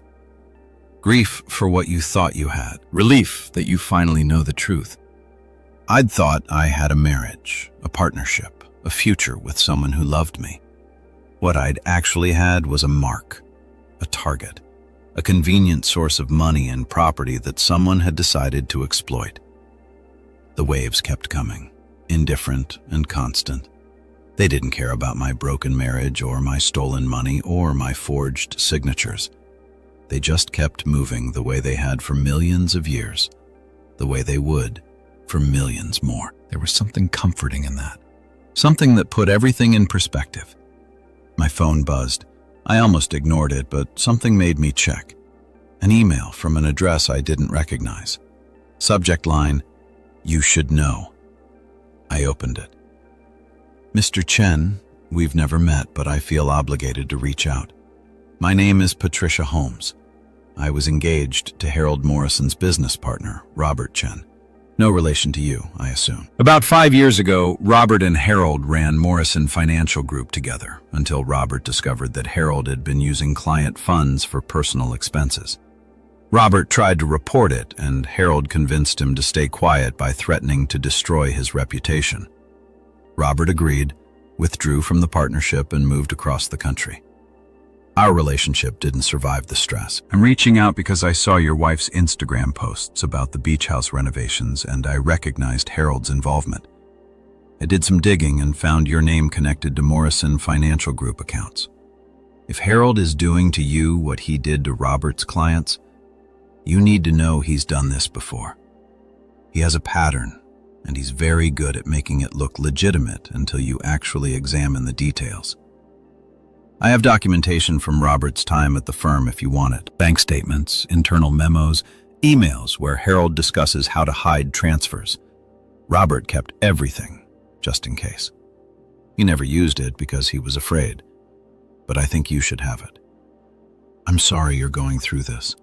I know what it's like to discover someone you trusted is not who they claim to be. If you want the documents, let me know. I'll send them however you prefer. Patricia Holmes. I read the email 3 times. Standing in the surf with the sunset painting everything gold. Harold had done this before to his own business partners' clients, and he'd gotten away with it. I forwarded the email to Gregory Patterson and Rachel Kim with a single line. Harold Morrison has a history. Victim willing to provide documentation. Then I replied to Patricia. Ms. Holmes, thank you for reaching out. Yes, I want the documentation, all of it. Please send it to my lawyer, Gregory Patterson, at the email copied here. And thank you for being brave enough to contact me. I know it couldn't have been easy. David Chen, her response came back in minutes. Sending everything now. Be careful, Mr. Chen. Harold doesn't like to be cornered. When Robert tried to leave, Harold made it very difficult. Froze accounts, filed frivolous lawsuits, turned other business partners against him. He plays dirty, but he's also arrogant. He thinks he's smarter than everyone else. Use that. Good luck. I walked back to the house as the sun disappeared below the horizon. Inside, I opened my laptop and started going through everything with new eyes. Sarah's Instagram. I'd looked at it before, but not carefully enough. I scrolled back, looking for patterns. Photos with her parents, dozens of them, going back years, always at expensive places, always with comments about family being everything, about being grateful for parents who gave so much, about family taking care of family. Photos of gifts, a Cartier bracelet for her birthday, a Louis Vuitton bag for Christmas, a designer watch for their anniversary. All from her parents, all expensive, all probably funded by money they'd taken from me. And then I found it, a photo from 2 years ago. Sarah and her mother at a lawyer's office, both dressed professionally, both smiling. Caption: getting our affairs in order. Mom's estate planning is so important. Grateful for her wisdom and guidance. Estate planning. 2 years ago, I felt cold. I called Gregory Patterson, even though it was after 8 p.m. Gregory, I need you to check something. I need to know if Sarah or her parents created any kind of estate planning documents that involve me or my property. What are you thinking? I'm thinking Sarah's been planning this for longer than 3 months. I'm thinking the beach house might not be the only thing she's tried to claim. Can you check if there are any wills, trusts, power of attorney documents, anything with my name on it that I don't know about? I'll check first thing tomorrow. But David, if they've created documents with your name, with signatures you didn't provide, then it's more fraud, more evidence, more proof that this was systematic and planned. You sound calm. I am calm. For the first time in days, I actually am, because now I understand what I'm dealing with. This isn't a misunderstanding or a mistake. This is a pattern. Harold's done it before. He did it to Robert Chen's clients, and he's been doing it to me, and Sarah learned from the best. Be careful with that anger, David. It can be useful, but it can also cloud your judgment. I'm not angry anymore, I said, and realized it was true. I'm just done being the person who doesn't look closely. I'm done being the mark. After we hung up, I pulled out the box of Grand's letters again, read another one at random. My dearest John, you asked me in your last letter how I always know when someone is being honest with me. The truth is simple. Honest people are consistent. Their words match their actions. Their public face matches their private one. They don't ask you to ignore your instincts or doubt what you've seen. Dishonest people create confusion. They make you question your own perception. They explain away inconsistencies and ask you to trust them instead of trusting yourself. I learned this from my mother, who learned it from her mother. Women have to be good at reading truth because we so often depend on it for our safety. Trust your instincts, my darling. They're trying to protect you. All my love, Margaret. I folded the letter carefully. Grant had known, had tried to teach me, had left me this house with language that protected it because she'd understood something about trust and truth and the difference between them. I just wished I'd learned it before I married someone who saw me as an opportunity instead of a partner. But I was learning now, and the lesson was going to cost the Morrison family more than they'd bargained for. Patricia Holmes's documentation arrived Tuesday morning in a series of encrypted files that took Gregory Patterson most of the day to review. He called me at 6 p.m. and I could hear something in his voice I hadn't heard before. Anger. David, this is worse than we thought. Much worse. I was at the beach house sitting on the deck with a beer I hadn't opened yet. The ocean was great today. Restless. Tell me. Harold Morrison and Robert Chen ran Morrison Financial Group together from 2015 to 2019. During that time, Harold systematically diverted client funds into personal accounts, shell companies, and investments that benefited only him. We're talking about 23 different clients and approximately $1.2 million. The number was so large it didn't feel real. Robert discovered it in late 2018 when a client asked for a full accounting, and Robert actually looked at the books. He confronted Harold. Harold claimed it was all legitimate, all authorized by the clients, all's documented. Then he showed Robert what he claimed were signed authorization forms, forms that Robert had never seen before. Forged. I said forged. Robert knew it, but he couldn't prove it without hiring expensive handwriting experts. And he was young, scared, and Harold convinced him that going public would destroy both of them. Harold said they'd both go down, both lose their licenses, both face criminal charges. Robert believed him, withdrew from the partnership, moved to Oregon, and tried to forget about it. But he kept the documentation. He kept everything. Bank records, internal memos, emails where Harold discussed strategies for hiding transfers. And David, the methodology is identical to what he's been doing to you. The same shell companies, the same types of fake fees, even some of the same language in the forged authorization forms. I opened the beer, took a long drink, so we can prove it's a pattern. We can prove he's a serial fraudster who's been doing this for at least a decade. And we can prove that Sarah, at minimum, learned these techniques from her father and applied them to you. Whether she knew the extent of his history or not, she knew what she was doing was wrong. The estate planning documents. Did you find anything? Gregory's pause told me everything. There's a living trust dated 18 months ago created by Linda Morrison, notarized by Harold's paralegal at Morrison Financial Group, with you listed as a contingent beneficiary. What does that mean? It means if something happens to Sarah, you'd inherit whatever's in the trust, which sounds good, except the trust itself is funded by your beach house. The beer turned to acid in my stomach. Explain. Someone, and I'm guessing it was Sarah, using the same forge signature technique, transferred the beach house into the trust. On paper, it looks like you voluntarily put your separate property into a family trust for estate planning purposes. In reality, it appears to be another fraud designed to convert your separate property into a marital asset that could eventually pass to Sarah's parents. The beach house is in a trust under Linda's control. Was. I say was because the transfer was never properly recorded with the county. They created the trust documents, forged your signature on the transfer paperwork, but never filed it with the recorder's office, which means legally it never happened. The beach house is still solely in your name. I could breathe again. Why wouldn't they file it?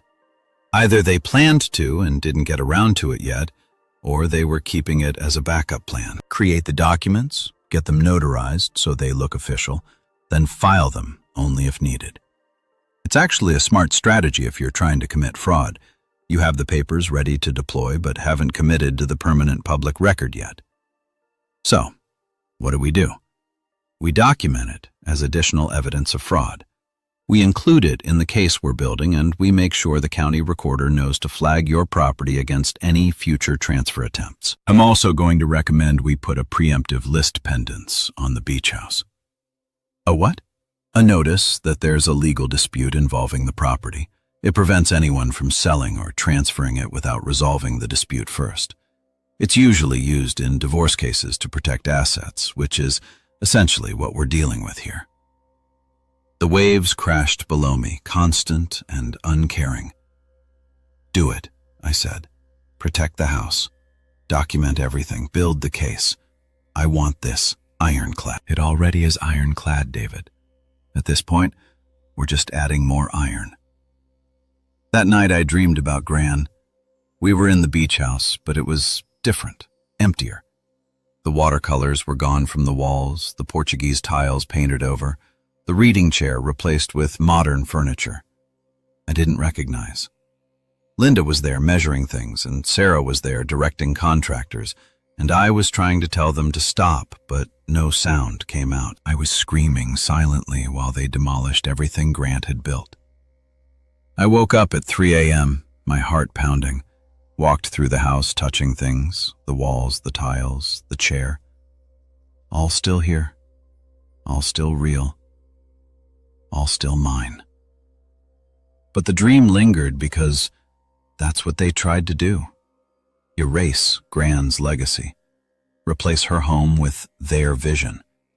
Take something that was mine, that was ours, mine and Gran's, and make it theirs instead. I pulled out my phone and started scrolling through Sarah's Instagram again, looking for something I couldn't quite name. And then I found it. A post from 6 months ago, a photo of a living room that looked familiar, but wrong. The color scheme was different, the furniture modern where it should have been vintage.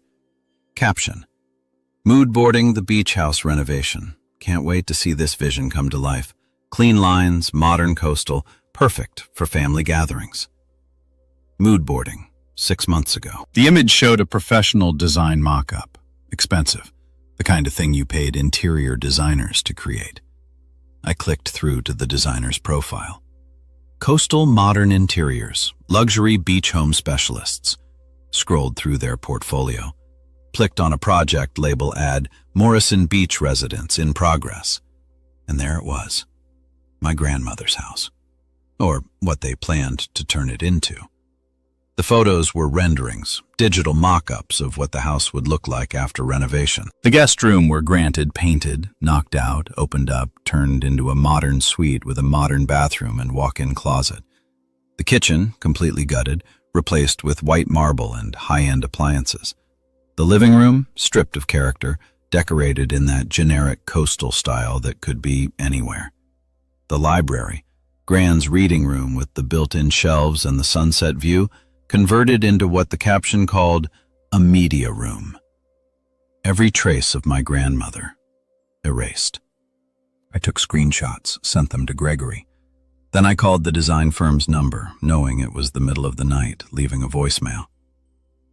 This is David Chen. You have a project listed as Morrison Beach Residence in your portfolio? That's my house. I'm the sole owner and I never authorized any design work. I need you to call me immediately to explain who hired you and what you've been paid. Then I sat on the deck and watched the ocean until the sun came up. The designer called back at 9 a.m. Her name was Victoria, and she sounded nervous. Mr. Chen, I'm so sorry for any confusion. Mrs. Morrison, Sarah Morrison hired us 6 months ago to design a full renovation for the property. She said she was the homeowner and provided all the documentation we needed. What documentation? A copy of the deed with both your names on it and a notarized letter to you had authorized her to proceed with the design work. I never authorized anything, and my wife's name isn't on the deed. The property is solely in my name. Silence then. Oh my God. How much has she paid you? $45,000. $30,000 up front for the design work and $15,000 as a deposit against the contractor fees. $45,000 for a renovation I never approved on a house she didn't own. Where did that money come from? I don't know. She wired it from a Morrison Financial Group account. I assumed it was a family business account or something. Morrison Financial Group. My money funneled through Harold's firm used to pay for designs to erase my grandmother's house. Victoria, I need you to send me every document you have, every email, every contract, every piece of paper related to this project. Can you do that?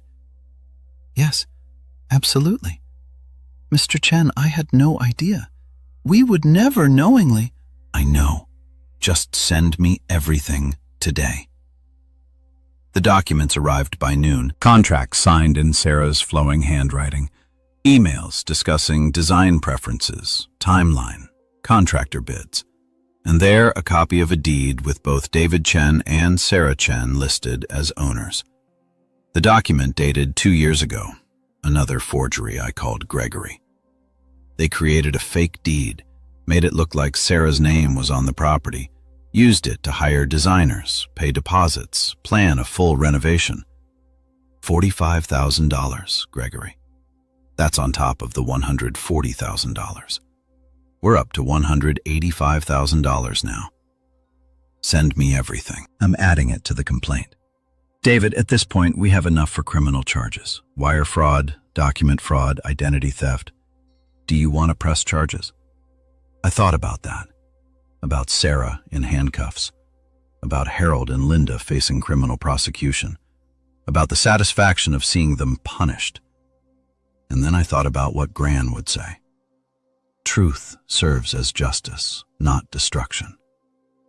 Not yet, I said. I want them to know I could. I want them to understand exactly how much trouble they're in. But I want to give them one chance to make this right. Make it right how full accounting of where every penny went. Return of all funds still recoverable. Signed confession of the fraud. Withdrawal of any claim to the beach house. And a promise to never contact me again. And if they don't agree, then we go nuclear. Criminal charges, civil suit, public exposure, everything. I'll draft a demand letter. But David, people who've been stealing from you for 3 years don't usually just agree to confess and pay everything back. They tend to double down. Then they'll face the consequences. But I want to give them the choice. I want them to know I offered them a way out, and they refused it. The demand letter went out Wednesday afternoon via certified mail to Sarah, Harold, and Linda individually. It laid out everything. The forged signatures, the diverted funds, the fake deed, the unauthorized design work. It included summaries of the evidence.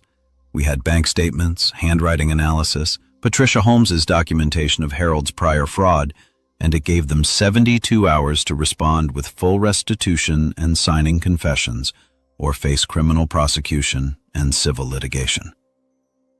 I waited. 72 hours felt like 72 years. Sarah called first at 11 p.m. on the first night.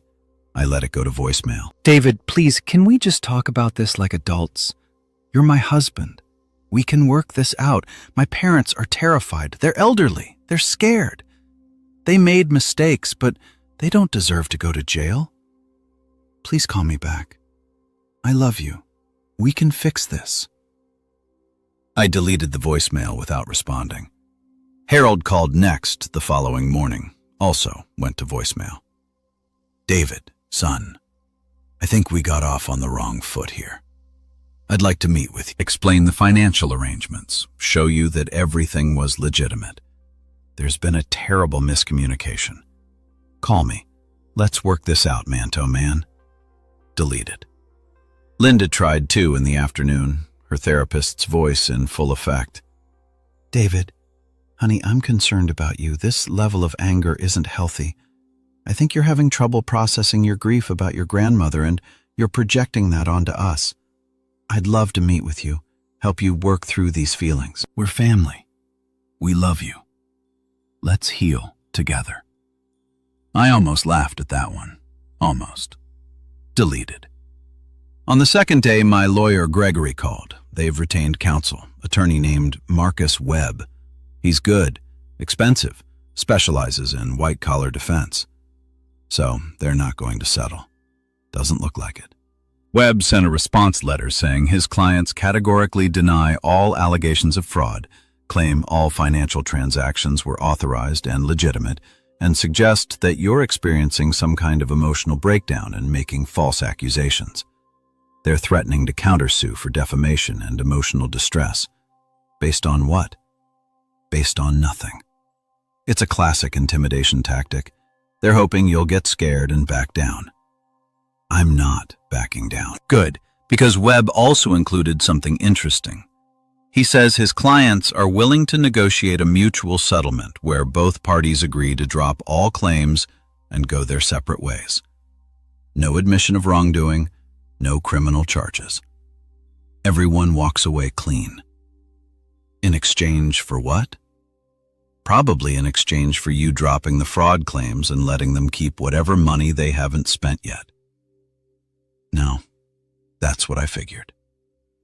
So we proceed to the next phase.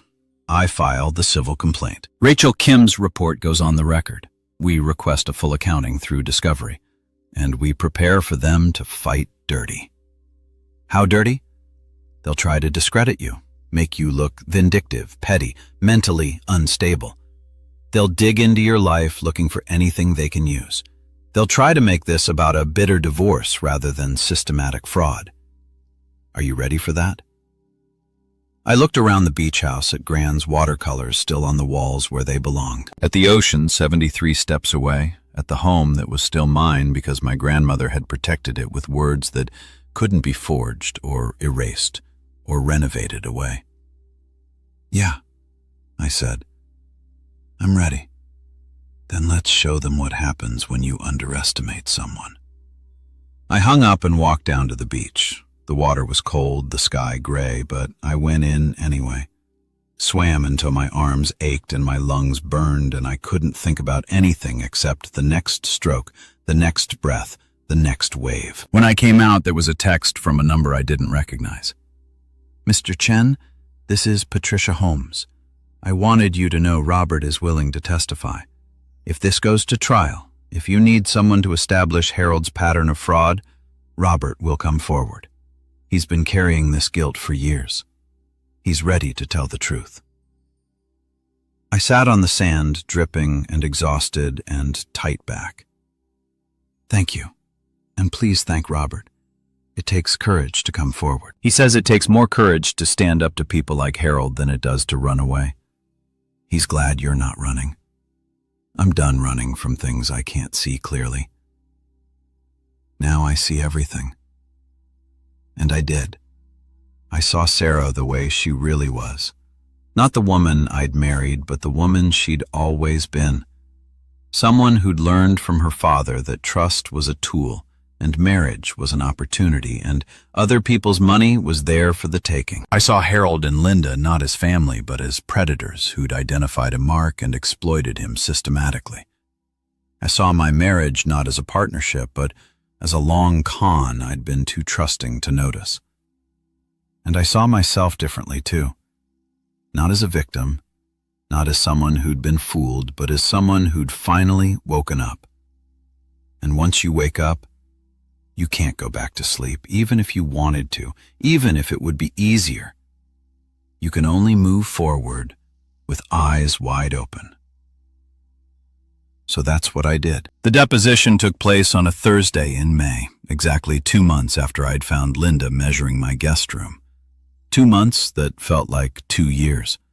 2 months of lawyers and forensic accountants and handwriting experts. 2 months of evidence gathering and document review and the slow, methodical building of a case that couldn't be denied. Sarah sat across the conference table from me, flanked by her lawyer, Marcus Webb, and her parents. We hadn't spoken since the demand letter, hadn't been in the same room. She looked thinner, older, or maybe I just saw her differently now, without the filter of assumed trust. Gregory Patterson sat beside me, calm and prepared. He had 3 binders of evidence on the table in front of him, color-coded tabs marking everything we'd discovered. The court reporter positioned her fingers over the steno-P machine. Please raise your right hand. Sarah raised her hand. Her nail polish was chipped. She used to never let her manicure chip. Do you swear to tell the truth, the whole truth, and nothing but the truth? I do. The truth. Such a strange thing to swear to when you'd spent 3 years lying. Gregory started with simple questions. Name, address, occupation, getting Sarah comfortable before the real question started. Then, Mrs. Chen, how would you characterize your marriage to David Chen? We had a good marriage. We loved each other. We were partners. Partners? I kept my face neutral. Did you have access to your husband's financial accounts? Some of them. We had a joint checking account for household expenses.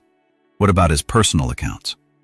The checking account he'd had since before your marriage. I knew about it, but I didn't have direct access. But you made transfers from that account. Correct. Marcus Webb leaned forward. Objection. Vague.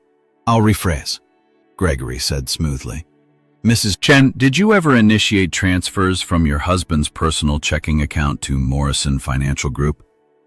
My father managed our investments. David agreed to regular transfers for retirement planning. Did David sign authorization forms for each transfer? Sarah shifted in her chair. He signed forms giving my father authority to manage our investments. Can you show me those forms? Webb intervened. We provided copies of the relevant documents. Gregory pulled out one of the binders. These forms, the ones our handwriting expert has identified as forgeries. Alleged forgeries, Webb said sharply. Your expert's opinion is not fact. We'll let the jury decide that. Mrs. Chen, did you ever sign your husband's name to any document? Sometimes David was busy and asked me to sign routine paperwork for him. Routine paperwork like property authorization agreements, like deeds transferring the beach house into a family trust. Those were estate planning documents. My mother helped us organize. Your mother created a trust funded by property that belonged solely to your husband. Property he inherited from his grandmother with explicit language, keeping it as separate property. Were you aware of that language? I knew the house was in David's name, but we were married. I thought you thought it was a marital asset despite the clear legal designation otherwise. So you proceeded to promise it to your parents, hire property managers, contract with designers, and plan renovations. All without your husband's knowledge or consent. Is that accurate? Sarah's composure cracked. I was trying to help my parents. They needed a place to live because they'd sold their condo based on your assurance that they could move into your husband's beach house. An assurance you had no legal right to make. I'm his wife, which doesn't give you ownership of his separate property, which you knew or should have known given that your mother is a therapist and your father is a financial advisor. These aren't legally unsophisticated people, Mrs. Chen. They understood property law, which suggests the plan was never based on ignorance but on intentional exploitation. Webb stood this as argumentative. You're testifying instead of asking questions. Withdrawn. Let me ask it differently. Mrs. Chen, how much money did you transfer from your husband's accounts to Morrison Financial Group or over the 3 years of your marriage? I don't know the exact amount. Our forensic accountant calculated $13.47 in direct transfers. Does that sound accurate? If that's what the records show? And how much of that money was actually invested on your husband's behalf? All of it was invested. My father managed, according to Morrison Financial Group's own records, only $32,000 is currently in any investment vehicle. Can you explain where the other $71,000 went? Silence. Sarah looked at her father. Harold's face was red, his jaw tight. I don't have access to the detailed investment records, Sarah said finally. Convenient. Let's talk about the property management company. When did you hire Seaview Property Management? I don't remember exactly. January. Maybe January of this year. 3 months before your parents were scheduled to move into the beach house. And what services did you hire them to provide? Basic maintenance, coordinating repairs, and contractor consultations, renovation estimates. The house needed updating. It's not your house to update, but you hired designers anyway, didn't you? Paid them $45,000 for renovation plans.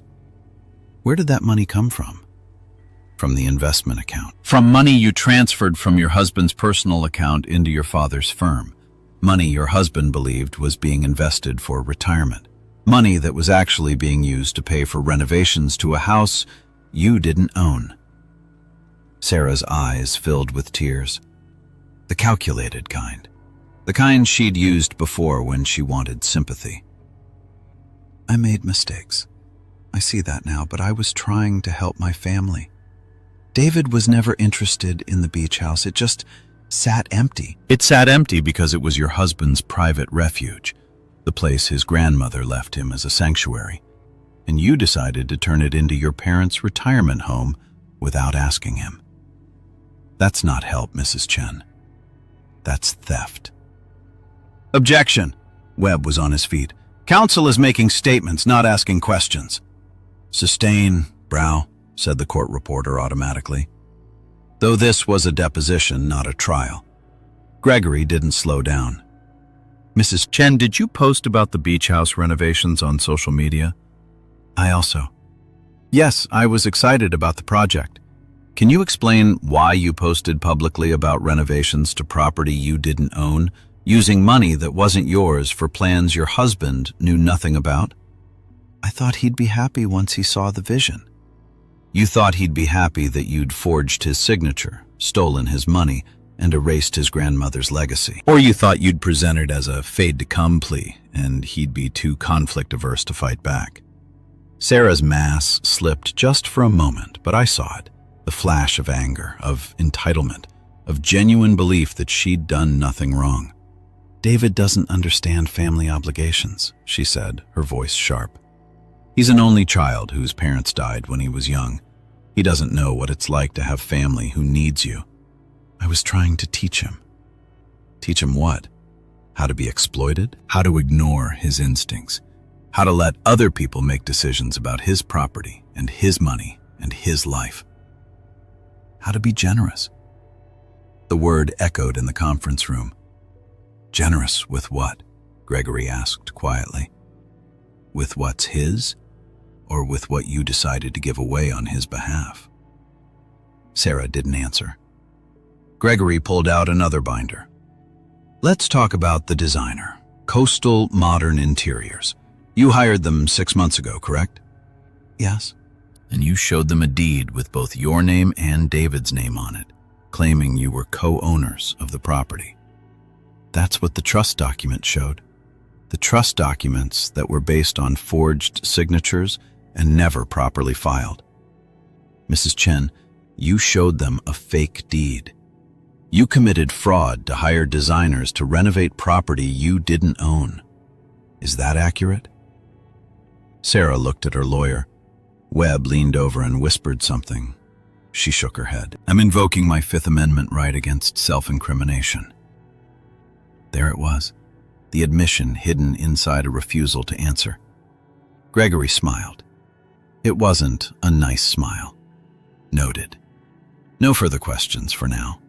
Webb took over trying to rehab his client, asking softball questions about her intentions, her state of mind, her genuine belief that she was acting in the marriage's best interest. But the damage was done. Sarah had invoked the Fifth in a civil deposition. That was as good as a confession. Harold was deposed next. He was smoother than Sarah, more practiced, probably because he'd done this before. He denied everything. Denied that the transfers were unauthorized, denied that he diverted funds, denied that he'd known about the forgeries. Gregory let him deny it all, then pulled out Patricia Holmes's documentation. Mr. Morrison, do you know Robert Chen? Harold's face went still.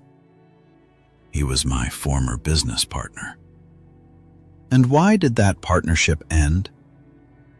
Mutual decision. We had different visions for the company. Different visions? Or did Mr. Chen discover you were diverting client funds and confront you about it? That's absurd. Is it? We have documentation from Mr. Chen showing a pattern of unauthorized transfers, fake fees, and forged authorization forms. The same pattern we see in your handling of David Chen's accounts. The same methodology, even some of the same shell company names. Would you like to see the comparison chart? Gregory spread out the documents. 2 columns. Robert Chen's client accounts from 2015-209 on the left. My accounts from 2021 to 2024 on the right. The parallels were impossible to deny. Harold's lawyer objected repeatedly, but it didn't matter. The evidence spoke for itself. You've done this before, Gregory said. You developed a system for stealing from clients. You got away with it once because Robert Chen was too scared to fight back, and you assumed David Chen would be too trusting to notice. But you were wrong. I never stole anything. Then where's the money, Mr. Morrison? Where's the $71,000 that was supposed to be invested? Where's the $45,000 that paid for unauthorized design work? Where's the $15,000 that went to administrative fees for services never rendered? It was all legitimate. Then show me the portfolio. Show me the investment statements. Show me proof that any of this money exists anywhere except your personal accounts. Harold invoked the fifth. So did Linda when her return came. 3 depositions, 3 Fifth Amendment invocations. In criminal court, that wouldn't matter, but in civil court, the jury could draw negative inferences, could assume that people who refused to answer were hiding guilt. And we weren't done. Robert Chen flew in from Oregon to give his deposition the following week. He was younger than I expected, maybe 40, with tired eyes and the bearing of someone who'd carried a secret too long. He told everything. The discovery of Harold's fraud, the forged client authorizations, the threats Harold had made about destroying both their careers, the guilt Robert had carried for 5 years about clients he'd failed to protect. I should have gone to the authorities, he said, his voice raw. I should have fought. But I was scared. Harold was older, more established, more connected. I convinced myself that leaving was enough, that walking away protected me. And what changed? Gregory asked gently. Patricia told me about David, about what Harold was doing to someone else, and I realized that my silence enabled it. That by protecting myself, I'd allowed Harold to keep hurting people. So I'm here now telling the truth, even though it's late. It's not too late, Gregory said. Your testimony establishes a pattern. It shows this wasn't a misunderstanding or a mistake. It shows Harold Morrison is a predator who's been doing this for years. Robert looked at me across the room. I'm sorry I didn't come forward sooner. If I had, maybe he wouldn't have been able to do this to you. You're here now, I said. That's what matters. After the depositions, Gregory and I sat in his office, reviewing everything. We have them, he said. Multiple Fifth Amendment invocations. Robert's testimony establishing pattern and practice. Forensic accounting showing the money trail. Handwriting analysis confirming forgery. It's overwhelming. What happens next? Their lawyer will try to settle. He has to. They can't go to trial with this evidence. The jury would destroy them. And if they don't settle, then we go to trial. Present all of this to 12 jurors. Let them hear about the forgeries in the theft and the systematic exploitation of your trust. Let them see the comparison charts in the bank statements and the Instagram posts. Let them decide whether this was innocent misunderstanding or calculated fraud. What do you think the jury would decide? Gregory smiled. I think they'd see what I see. A man who trusted his wife and his in-laws, and a family who saw that trust as weakness to exploit. My phone buzzed, a text from Sarah's number, even though I'd blocked her. She must have borrowed someone else's phone. Please, can we just talk? Not lawyers, just us. There are things you don't understand. I showed Gregory. He shook his head. Don't engage. Anything you say can be used against you.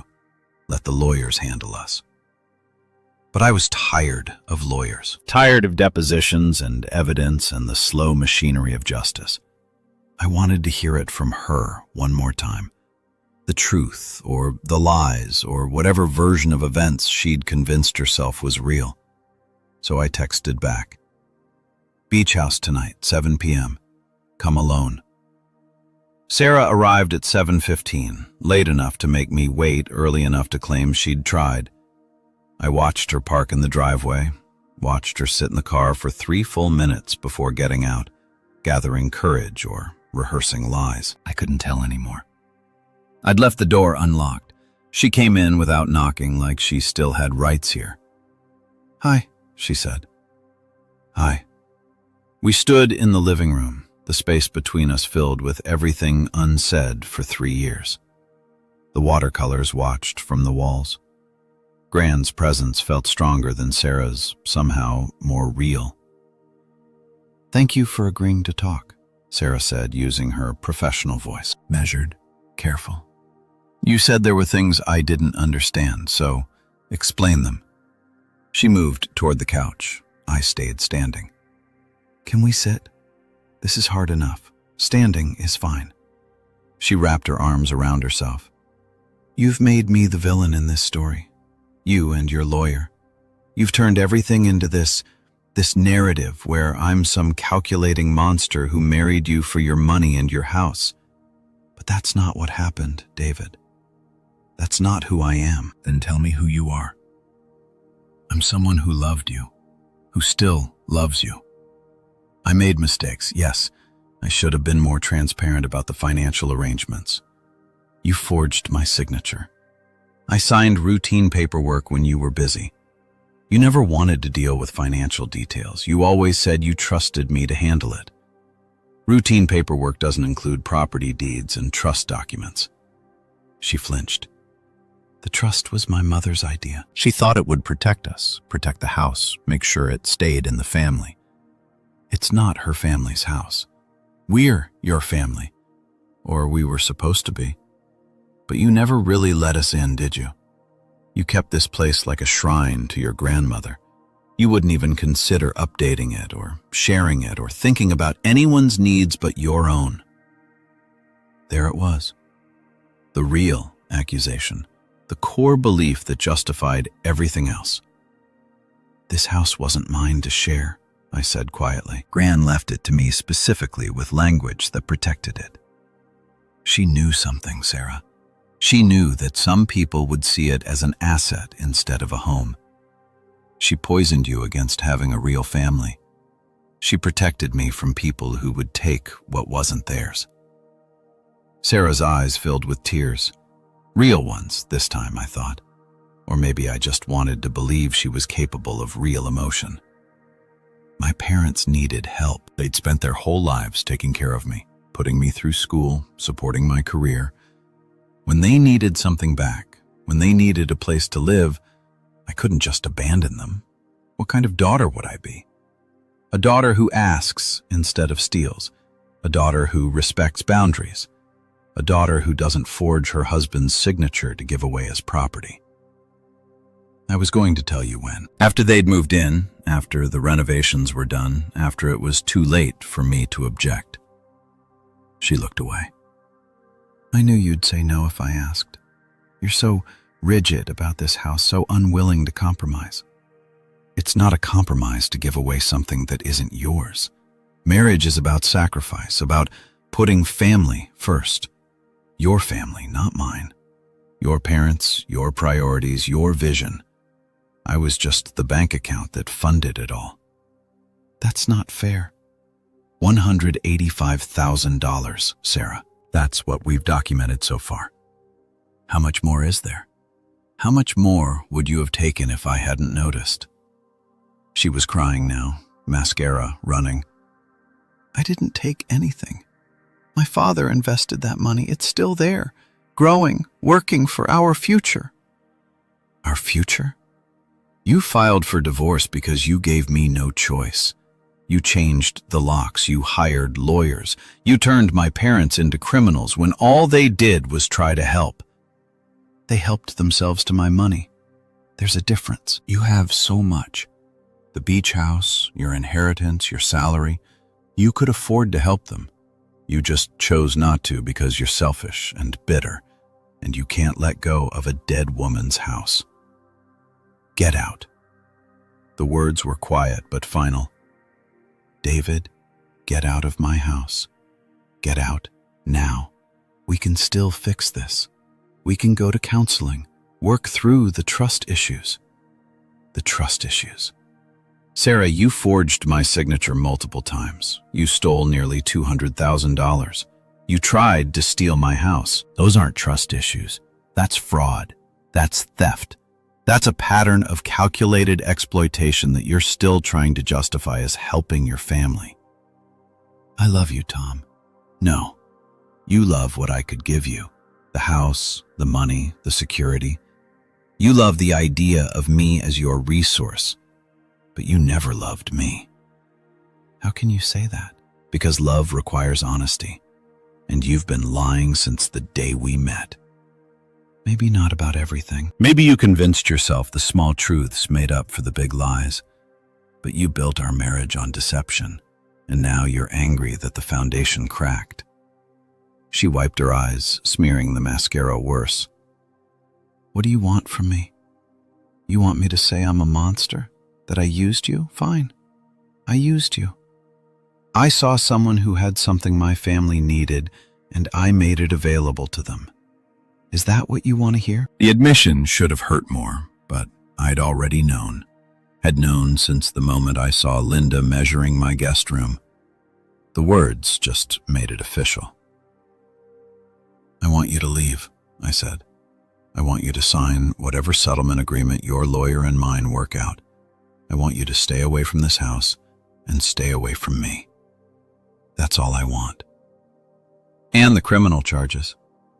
That depends on your father. If he returns what he stole, if he provides full accounting, if he agrees to never practice financial advising again, I'll consider dropping them.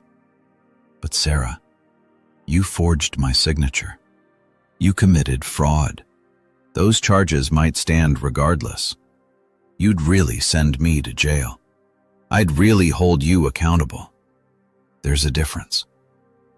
She grabbed her purse, movements jerky and angry at the door. She turned back. You're going to regret this. You're going to end up alone in this house with your grandmother's ghost.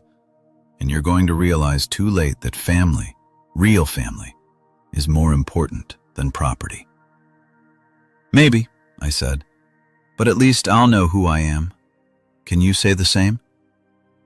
She left without answering. I stood in the empty house and breathed. The ocean sound through the windows, the lavender scent from the sachets, the weight of silence that wasn't lonely, just honest. My phone buzzed at Gregory Patterson. How did it go? She admitted it. Not the forgery directly, but the intent, the exploitation. She said she made it available to her family. My house, my money, like it was hers to distribute. Did you record it? No. Should I have? Probably better that you didn't. Recordings without consent can be problematic. But if she admitted it to you, she might admit it in mediation. Her lawyer is already reaching out about settlement. I think they know they can't win this. What are they offering? Full return of all recoverable funds. Signed agreement that the beach house is your separate property. Uncontested divorce, and they want the criminal charges dropped. What about Harold's financial license? They're negotiating with the state board separately, but between our complaint and Robert Chen's testimony, it's not looking good for him. Good. What do we counter with? We push for more. Full accounting of where every dollar went, not just what they can return. Public acknowledgement of the fraud. And we keep the option of criminal prosecution if they don't comply fully. Do it. After we hung up, I walked through the house room by room, touching the walls, the tiles, the watercolors, reclaiming each space from the ghost of what Sarah had tried to make it. In the guest room where Linda had been measuring, I stood in the exact spot where she'd knelt with her tape measure. This room where Gran had painted, where light came through the windows like water, where beauty had been created, not just consumed. You were right, Gran, I said to the empty room. You knew you tried to protect it, and I almost let them take it anyway. The ocean answered with its constant voice. I pulled out my phone and opened the cloud folder where I'd saved everything. The screenshots, the bank statements, the Instagram posts, the video I'd recorded standing in this very room saying, "This is my grandmother's house. She left it to me. Only me." Evidence, documentation, truth preserved. Some people would say I should have trusted more, loved more openly, given more freely, that I'd been too suspicious, too protective, too attached to property. But Gran had been right. Honest people are consistent. Their words match their actions. They don't ask you to ignore your instincts or doubt what you've seen. Sarah had been consistent too, just consistently deceptive. I sent one last text to her number. Have your lawyer contact mine? We're done talking directly. Then I blocked her. Really blocked her this time. Her number, her email, her social media. every avenue of contact sealed. The house settled around me, just me and the ocean and the legacy Grant had left. Not just property, not just walls and windows and Portuguese tiles, but the knowledge that some things are worth protecting, that boundaries matter, that trust without verification is just vulnerability waiting to be exploited. I'd learned that lesson expensively, nearly $200,000 worth of education. But I'd learned it, and the house was still mine. The mediation took place in a neutral conference room 3 weeks later. Sarah sat on one side with Marcus Webb. Harold and Linda flanked them, looking older and smaller than I remembered. I sat across with Gregory Patterson and Rachel Kim. A mediator named Judith Chin, no relation, sat at the head of the table with a stack of documents and the patient expression of someone who'd seen every version of human greed and desperation. "Let's begin," she said. "We're here to discuss a potential settlement in the matter of Chen versus Morrison. I understand both parties have reviewed the proposed terms." Marcus Webb cleared his throat. "My clients have reviewed the demands, yes, and we have significant concerns about several provisions, such as the requirement for a public admission of wrongdoing. That's not standard in settlement agreements and could expose my clients to additional liability." "Your clients committed fraud," Gregory said calmly. "Multiple counts, documented, provable fraud. The public admission isn't punishment, it's truth. Alleged fraud, no, actual fraud. We have handwriting analysis confirming forgery. We have bank records showing unauthorized transfers. We have testimony from Harold Morrison's previous victim establishing a pattern of behavior. This isn't alleged. This is documented fact." Judith raised her hand. "Let's stay focused on settlement terms. Mr. Chen, what's the minimum you need to resolve this?" I looked at Sarah. She wouldn't meet my eyes. "Full accounting of where every dollar went," I said. "Not just what they claim to remember. Every transaction documented and explained. Every recipient identified. Everything transparent." "We've provided financial records," Harold started. "You've provided sanitized summaries. I want the raw data. Every bank statement, every wire transfer confirmation, every check. I want to follow the money all the way to the end." Rachel Kim slid a document across the table. "We've identified several shell companies used to obscure the money trail. We want access to those accounts." Harold's face went red. "Those are private business entities funded with my client's money, which makes them discoverable." Linda spoke for the first time, her therapist's voice gone, replaced with something brittle. "You're trying to humiliate us. You're trying to destroy Harold's reputation, ruin our lives, all because you can't share." "I'm trying to recover what was stolen from me. There's a difference. We gave you a family. You gave me lies. You gave me exploitation. You gave me a wife who saw me as a resource instead of a person."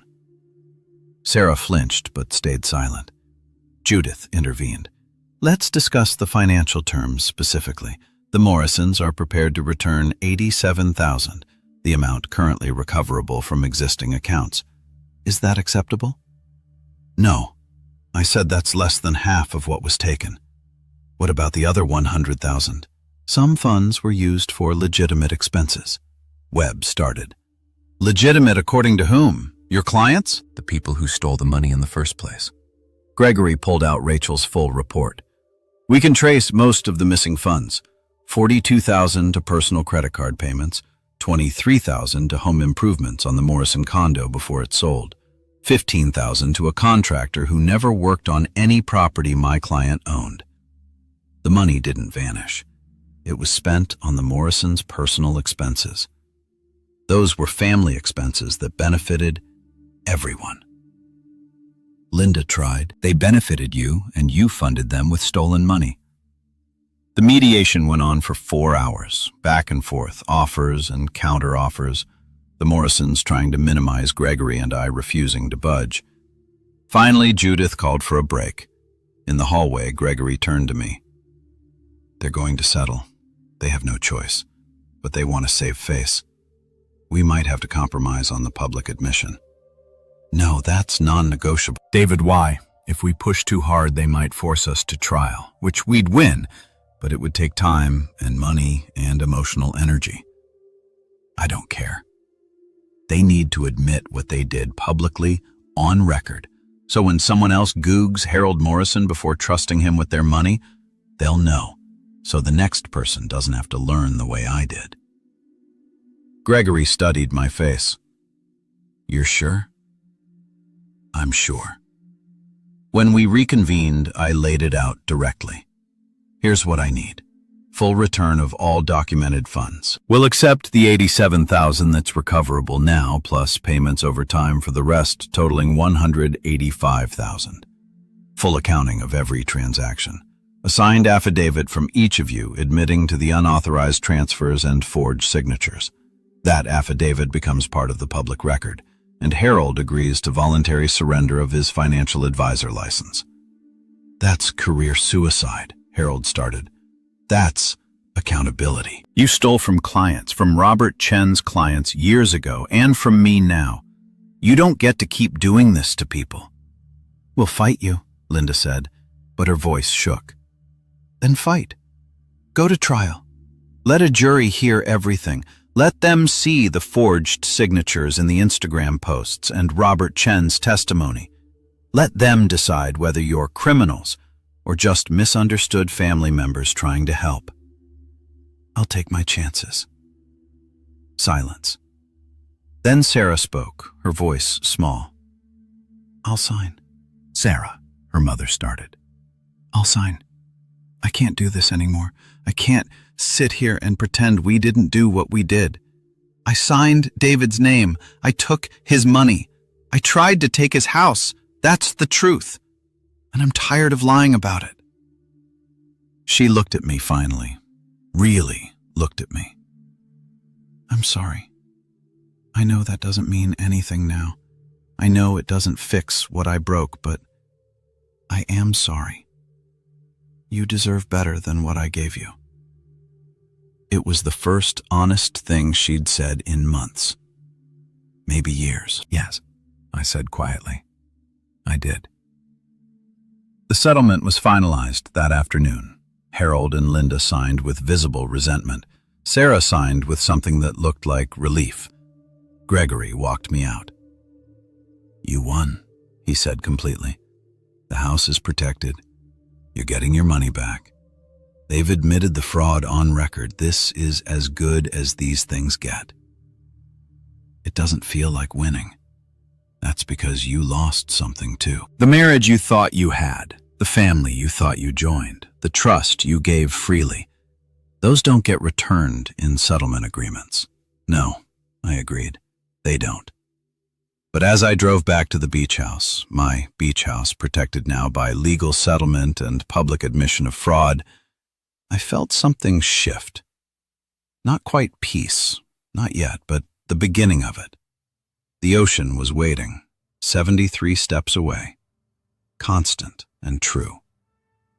6 months later, the divorce was final. I stood on the deck of the beach house, watching the sunset paint everything gold, and remembered the first time Sarah had seen this view. How she'd said, you could feel the love in this place. How I'd believed she understood. She'd understood the value, just not the love. The settlement money had come through in installments, not all of it. Some had been spent in ways that couldn't be recovered, lost to credit card companies and contractors and the general void where stolen money goes. But enough to feel like justice, if not restoration. Harold had surrendered his financial license. The state board's investigation had found other irregularities, other clients who'd experienced missing funds. He was facing additional lawsuits, possibly criminal charges from the state attorney general. The pattern I'd helped expose kept unraveling. Linda had closed her therapy practice. Whether voluntarily or under pressure from her licensing board, I didn't know, didn't care to know. Sarah had moved to Portland, sent me one email months after the settlement saying she was in therapy working through her relationship with money and family dynamics. I deleted it without responding. Some people deserve second chances. Others just deserved to be left behind. I'd taken a leave from work, spent 3 months at the beach house, swimming every morning, reading Gran's letters, learning to paint watercolors the way she had. Mine were terrible, muddy, and imprecise, nothing like her delicate work. But she'd always said the point wasn't perfection. The point was paying attention, noticing the way light changed water, the way sunset looked different every single time, the way beauty existed whether or not you could capture it. Mrs. Patterson from across the street had become a friend. She brought me soup when I first moved in full-time, sat with me on the porch, told me stories about Grant I'd never heard. She knew, Mrs. Patterson said one evening watching the waves. When you brought Sarah around that first time, Margaret pulled me aside later and said, "That girl sees my house like a real estate agent, not like a home." I told her she was being too suspicious. Looks like she was right. She usually was. She wanted you to have this place because she knew you understood what it meant, not what it was worth. What it meant. That's a rare thing. David, don't forget it. I hadn't forgotten. Wouldn't forget. The house had become what Gran intended. A sanctuary. A place to heal. A place to remember that some things couldn't be bought or sold or forged or stolen because their value existed outside of market rates and property assessments. I'd started writing too the whole story, from finding Linda with her tape measure to signing the final settlement agreement. 27,000 words of documented truth. Gregory Patterson had read it and suggested I publish it anonymously online. Other people need to hear this. He'd said other people who are being exploited and don't realize it yet. Your story could help them see.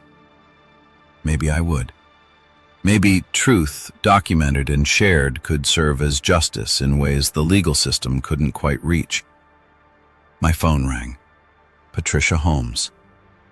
"David, I wanted you to know Robert got a call from one of Harold's former clients, someone who read about the settlement and the legal notices and realized what had happened to their own money. They're filing a lawsuit."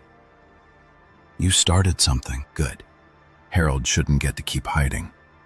Robert says thank you. He says standing up helped him remember who he wanted to be. After we hung up, I walked down to the beach. 73 steps like always. The water was cold, but I went in anyway. Swam until my muscles burned and my mind went quiet. When I came out, the sunset was in full force. Impossible pinks and golds that Gran had chased for 40 years. I understood now why she'd never quite captured it. Some things were too true, too beautiful, too real to reduce to paint on paper. You could only witness them, be present for them. Let them change you. Like love. Real love. Not the kind Sarah had offered, transactional and exploitative, but the kind Grant and Grandpa had built. The kind that saw clearly and chose anyway. The kind that protected without controlling. The kind that left legacies instead of taking them. I sat on the sand and pulled out my phone, opened the video I'd recorded months ago, standing in the guest room saying, "This is my grandmother's house. She left it to me, only me, and no one has the right to take it from me." I'd been defending it then, claiming it, protecting it from people who saw it as an asset to exploit. But now, sitting on the beach with the sunset painting everything impossible colors, I understood it differently. The house had never needed my protection. It had been protecting me. Grant had known something when she wrote that will with language that couldn't be misinterpreted. She'd known that trust without boundaries was just vulnerability, that generosity without discernment was exploitation waiting to happen, that some gifts needed to be protected not because they were selfish, but because they were sacred. She'd given me a sanctuary, a place to return to when the world proved harsh, a reminder that honest things still existed. Ocean and sunset and Portuguese tiles laid with precision and love, and in protecting it from Sarah and Harold and Linda, I'd learned to protect myself. to trust my instincts, to verify what people told me, to understand that real love didn't require you to ignore red flags or doubt your own perception. Real love was clear, consistent, honest. Everything else was just manipulation with better branding. My phone buzzed. A text from Gregory Patterson. All settlement funds transferred. You're done. Congratulations on your freedom. Freedom.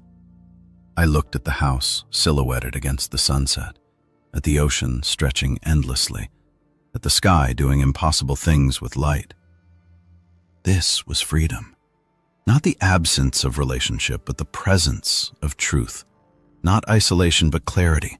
Not bitterness, but boundaries. I'd paid $185,000 in 3 years of my life to learn what Gran had tried to teach me for free. That some things are worth protecting. That inheritance isn't just about property. That the most valuable legacy is knowing who you are and refusing to be anything less. The waves kept coming. 73 steps from my grandmother's beauty. My house now finally, truly, completely mine.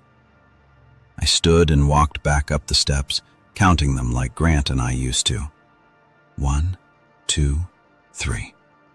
Each step a choice to return, to remain, to remember, to honor what was given, to protect what matters, to build a life on truth instead of trusting lies.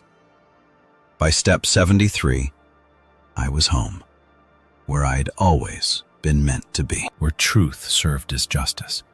Where the ocean was constant. Where sunset came every evening, impossible and real.